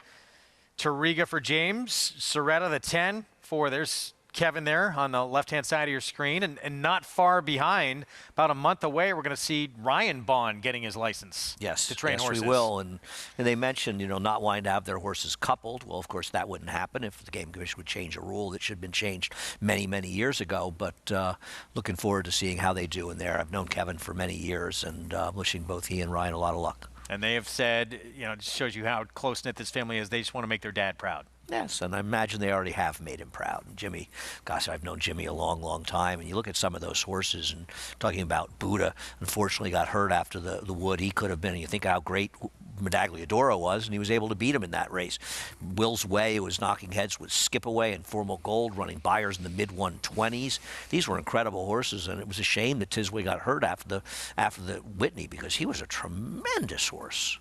Had some really good ones over the years. We're going to take a timeout. We'll see the Battle of the Bonds coming up in this nightcap when we return. There's James Bond's runner. Tauriga still right now the favorite, but a wide open race to close out this Thursday card. Kevin's Soretta making career start number 14 here. We'll be back.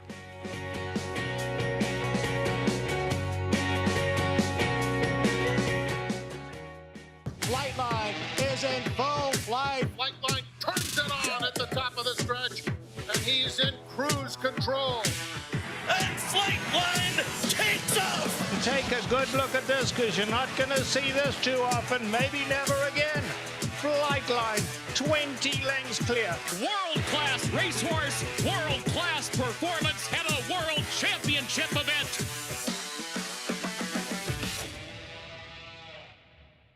Breeding in New York State just got a whole lot greener. Starting in 2026 with 2-year-olds and expanding in 2027 to include 3-year-olds and up, New York breds on the NYRA circuit will be offered purses matching the race's open company counterpart. That's a nearly 20% increase per race compared to 2023. Bowling season is in full swing. There's still time to take advantage of New York's better than ever state bred incentives. Visit NYRA.com/NYbreds for more info. Zandon's Poetry in Motion, big horse, but light on his feet. And he's always showed up and been consistent and been right there with some of the top horses in training. In the Bluegrass Stakes, he showed his determination and his raw ability. It's over. Zandon wins the Toyota Bluegrass. I feel breeders will be really blown away by what a striking, outstanding looking horse he is. Racetrack Television Network brings you every race, from every track, on every screen, every day. With monthly packages starting as low as $5, RTN gives you great value and access to more live HD streaming and race replays than anyone. Visit RTN.tv today to sign up and watch on almost any device, including Roku and Amazon Fire. RTN has packages that start at $5 per month.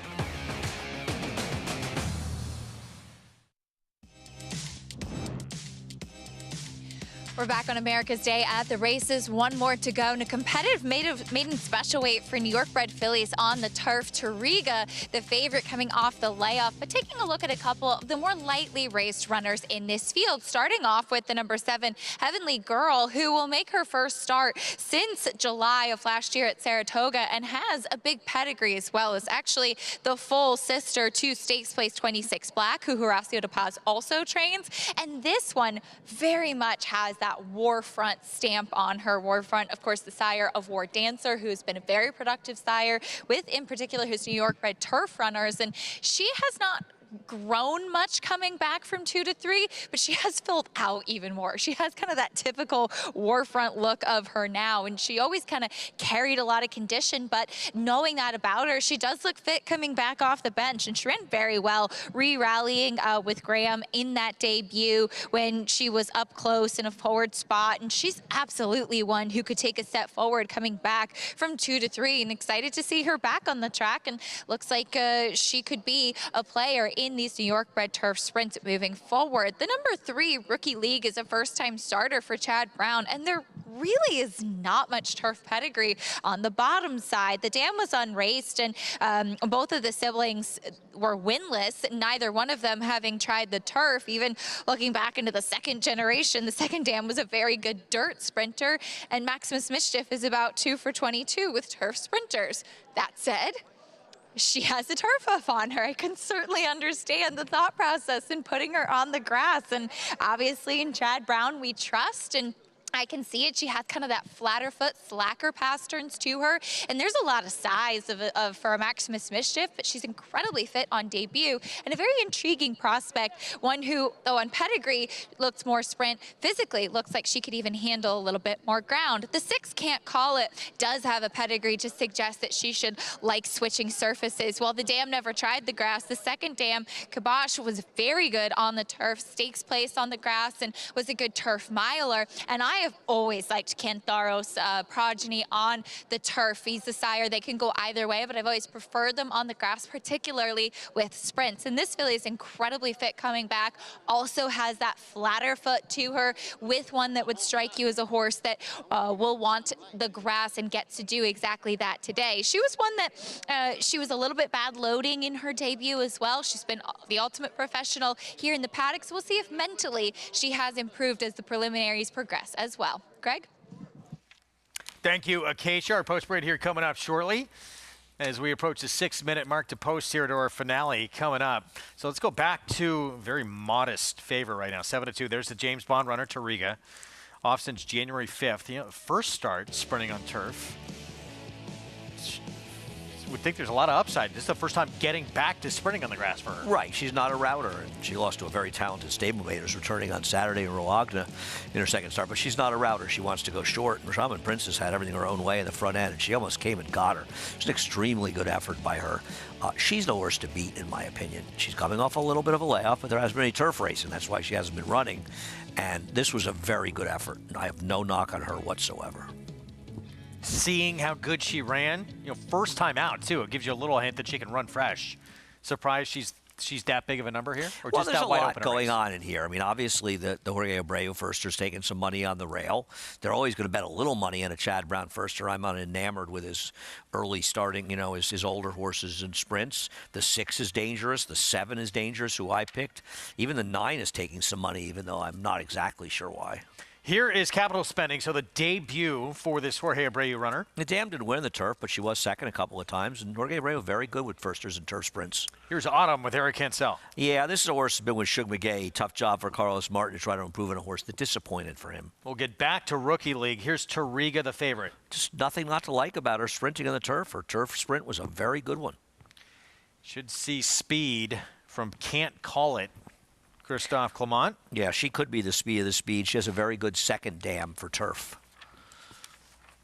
Here's the 7 Heavenly Girl, start number 2. I picked her. I liked her last race in the turf. I know it was slow, but it was a 2-year-old race. I think she'll improve. Yeah, it was a decent horse, too, that beat her Christophe Clement or Graham that day. She had real trouble that day. Was it Christophe? I believe so. DePauw. We'll double check. Okay. Fit as a Fiddle. Barry Schwartz. Went by at 20-1. Yes, it was Christoph. Thank you. Yes, Tom Morley, firster. Tongue Twister at 7-1 we just saw. Yeah, I mean, second, I didn't like the race that she was coming out of, to be honest with you, so we'll see. James Bond's son, Kevin, with Soretta, the 10th. This horse is way too big a price because she has run good races. The problem is she's had too many chances, but I don't think she should be 18-1. And Spiranak, also eligible, gets in a first-time starter for Rob Falcone Jr. There's a lot of turf in this family. The dam was a multiple winner. The second dam is good turf. And here's Rookie League, the 3 late to the party for Chad Brown, first time out. A rare Chad Brown firster that is not getting bet. Yeah, 8-1. Chad Brown, Klarovich, and Trevor McCarthy getting the opportunity for those connections. So here's the 7 Heavenly Girl. First time out, actually took the lead in the stretch of the debut at Saratoga, 5.5 on the grass, and Graham would wind up getting by her. Yeah, now Graham was coming off a very troubled trip. She didn't have a troubled trip here. She had one before it. Graham didn't run that well in subsequent races, but I still think she's okay, and she did improve her buyer figure in her next start. And this is just a 2-year-old that I don't worry about the figs as 2-year-olds. I won't be surprised when she runs a much bigger fig. I took her on top. 9-2 seems like a fair price, but I think this is a very open race. Yeah, winner of this race. I know it was only a 5-horse field, but she was 3rd in the Bolton Landing. No, Graham's okay. I think she was in the also eligibles to try to come back the other day. So both Acacia and Andy, 7s for those two. No shot. 9-2. Kendra Carmouche will be aboard. Let's go down to Acacia. Andy, I don't know what's happening. I promise I had no idea your picks for the last couple of races, and for better or for worse, I'm starting to think like you. But we'll take a look at another first-time starter down on the rail, the one for Jorge Abreu and Capital Spending. Now, this filly does debut with blinkers on, which often I don't love for first-time starters, but I'm a bit more forgiving when it's with older horses.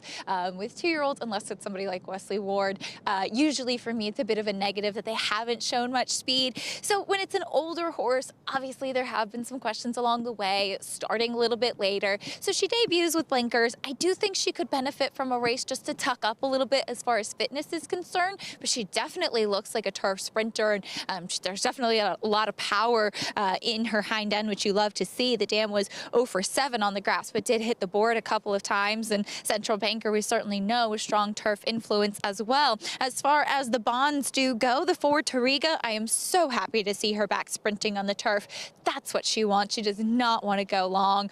She does come back wearing a Sherwin. Admittedly, I have never been in the paddock for any of her 3 races, and so that's that piece of white rubber that you see going down the length of her nose and attaching to the bit on either side, and it helps to keep the bit up in their mouth. Their tongue doesn't get over the bit. They can't kind of pull it out or anything, and so she is your tepid favorite right now, but I do think that she suits these conditions very well. As far as equipment does go, and the number 10 Soretta, the other bond runner in here, this one for Kevin, who had a couple of starters, 2, I believe, last week. She is one that also wears some different type of equipment. She wears an extension blinker that she has all along, covering that right eye, and a pretty good-sized blinker cup on her left eye as well.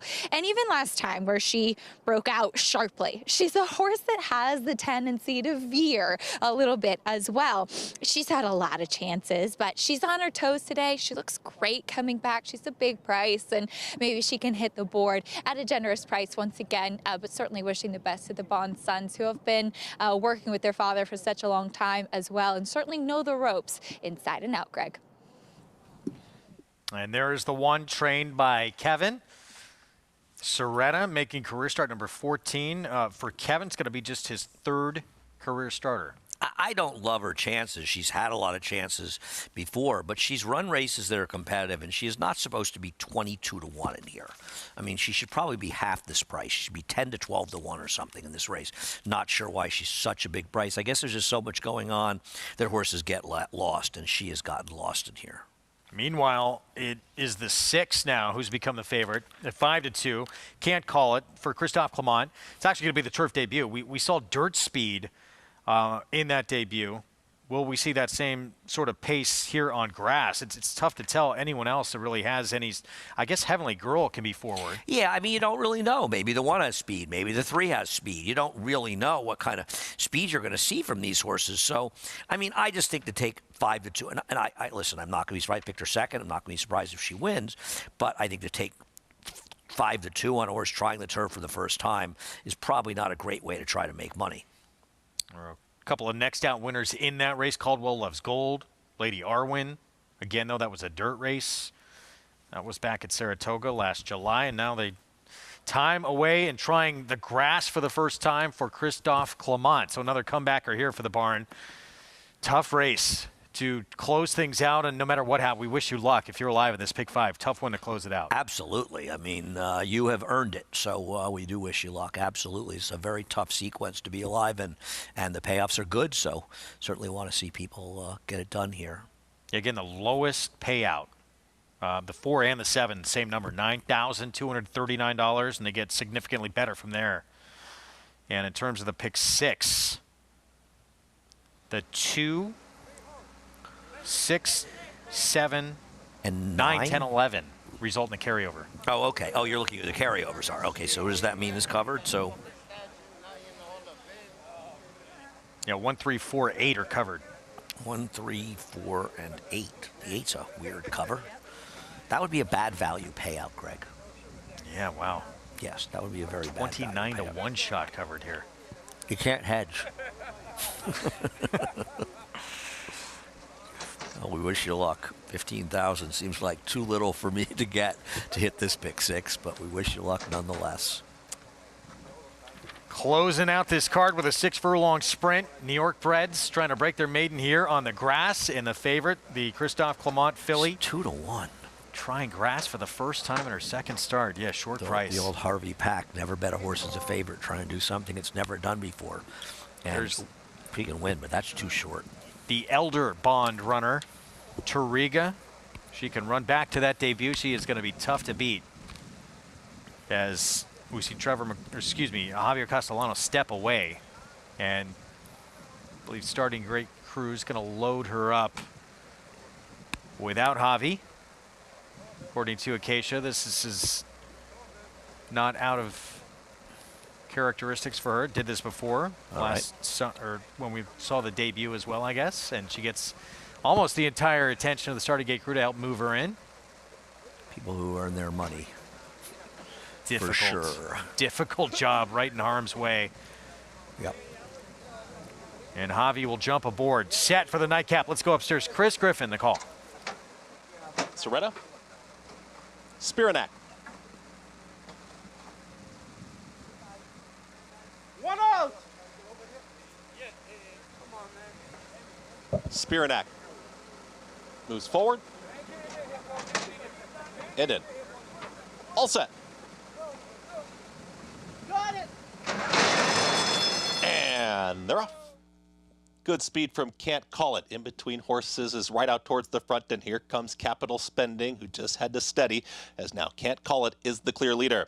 Heavenly Girl is right there in second and towards the inside now, trying to re-engage. That's Capital Spending, who's moving towards the inside of Tariga, and Tariga really just had to check there. Is back to 5th, gets passed by Tongue Twister, who's now a challenging 3rd. In behind them, moving forward there is Fit as a Fiddle. Autumn is ground saving at the rail, 22.46 for the opening quarter mile. Trying to make up some ground from the back is Soretta, then came Rookie League, and far back is going to be Spiranak is the trailer. It still Can't Call It in front, and Can't Call It is still in hand. It is approaching the top of the lane, still well clear. Being eased at the back there is going to be Rookie League, just being eased, but it's going to be Can't Call It who sprints for home. Can't Call It is up by a quick 2.5 lengths, and here comes the run from Soretta down the center of the course. Also in the clear comes Capital Spending, is trying to make up some ground. They haven't got to Can't Call It, who's still well clear. Here comes a run for the far outside is Tariga. Late run here from Autumn. They're running out of time. Can't Call It's almost there. Can't Call It needs the wire. Can't Call It will win. Can't Call It wins it over an oncoming Autumn, who flew on late. Then came Soretta. Another photo there, Capital Spending to the inside of Tariga. Final running time, 1 minute 9 and 1. Can't Call It does show that same speed on turf that she had shown on dirt, and able to get the win here.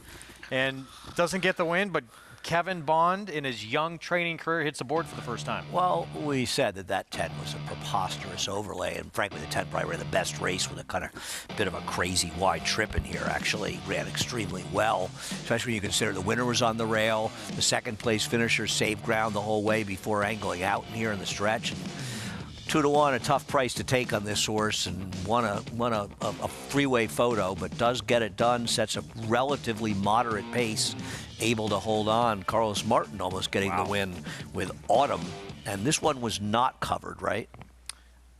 In the pick 6, no, it was not. Favorite not covered. Can't call it was not covered in the pick 6. I think the 2 covered? No. 2 was not covered, 6 wasn't covered, 10 wasn't covered. 6, 2, 10, 1. We have a pick 6 carryover headed into Friday. Yes, we do. And a 3-win day for Manny Franco as he takes this last on the Thursday card. And the 1 had a little trouble, didn't break that sharply, rushed up, had to stay back a little bit, and actually probably an interesting horse to follow, Capital Spending. Looked like Rookie Lead was bolting on the turn, right? The first turn. Bolt and then was just eased out of it. 10 was a crazy price at 23-1. Just had to have the right horses. I couldn't have got Autumn in there. If I tried to get the horse of the number, I would not have had this try. I would have needed to be 6, 10, 1. I might have had it. Nice handicapping if you're able to put together. Again, the pick 5 to can't call it over $12,000. No, that's tremendous. So we hope you had it. And congratulations if you did. Not an easy sequence to put together with that overlay or not. Still a big upset. And even Rombeek is was it Rombeek? Yeah. That's a 4-1. tough horse to have. Seemed like, should have been bigger than 4-1. Absolutely. And you even heard Robbie Roboto, the trainer, saying he was surprised she won as well. Pointing to bit better at longer races, but able to get it done at the mile and a 16th earlier today, beating an odds-on Chad Brown favorite. Help for this big payout today. If you put that together, again, very sharp handicapping. We will see it tomorrow, and our coverage begins at FS2, 1 Eastern time. We will see you then. We're on 1 to 3, and then 4:30 to 5 with our Friday coverage. Good to be back. We will see you tomorrow. Race 6, Rombeek. Prep race to go longer, winds up winning it to get just the 2nd win of her career in 21 career starts. And in the 7th, Lake Abenaki, Rob Falcone Jr., now undefeated. 2 victories, just 12 days apart. Dylan Davis aboard for that win. We'll see you tomorrow.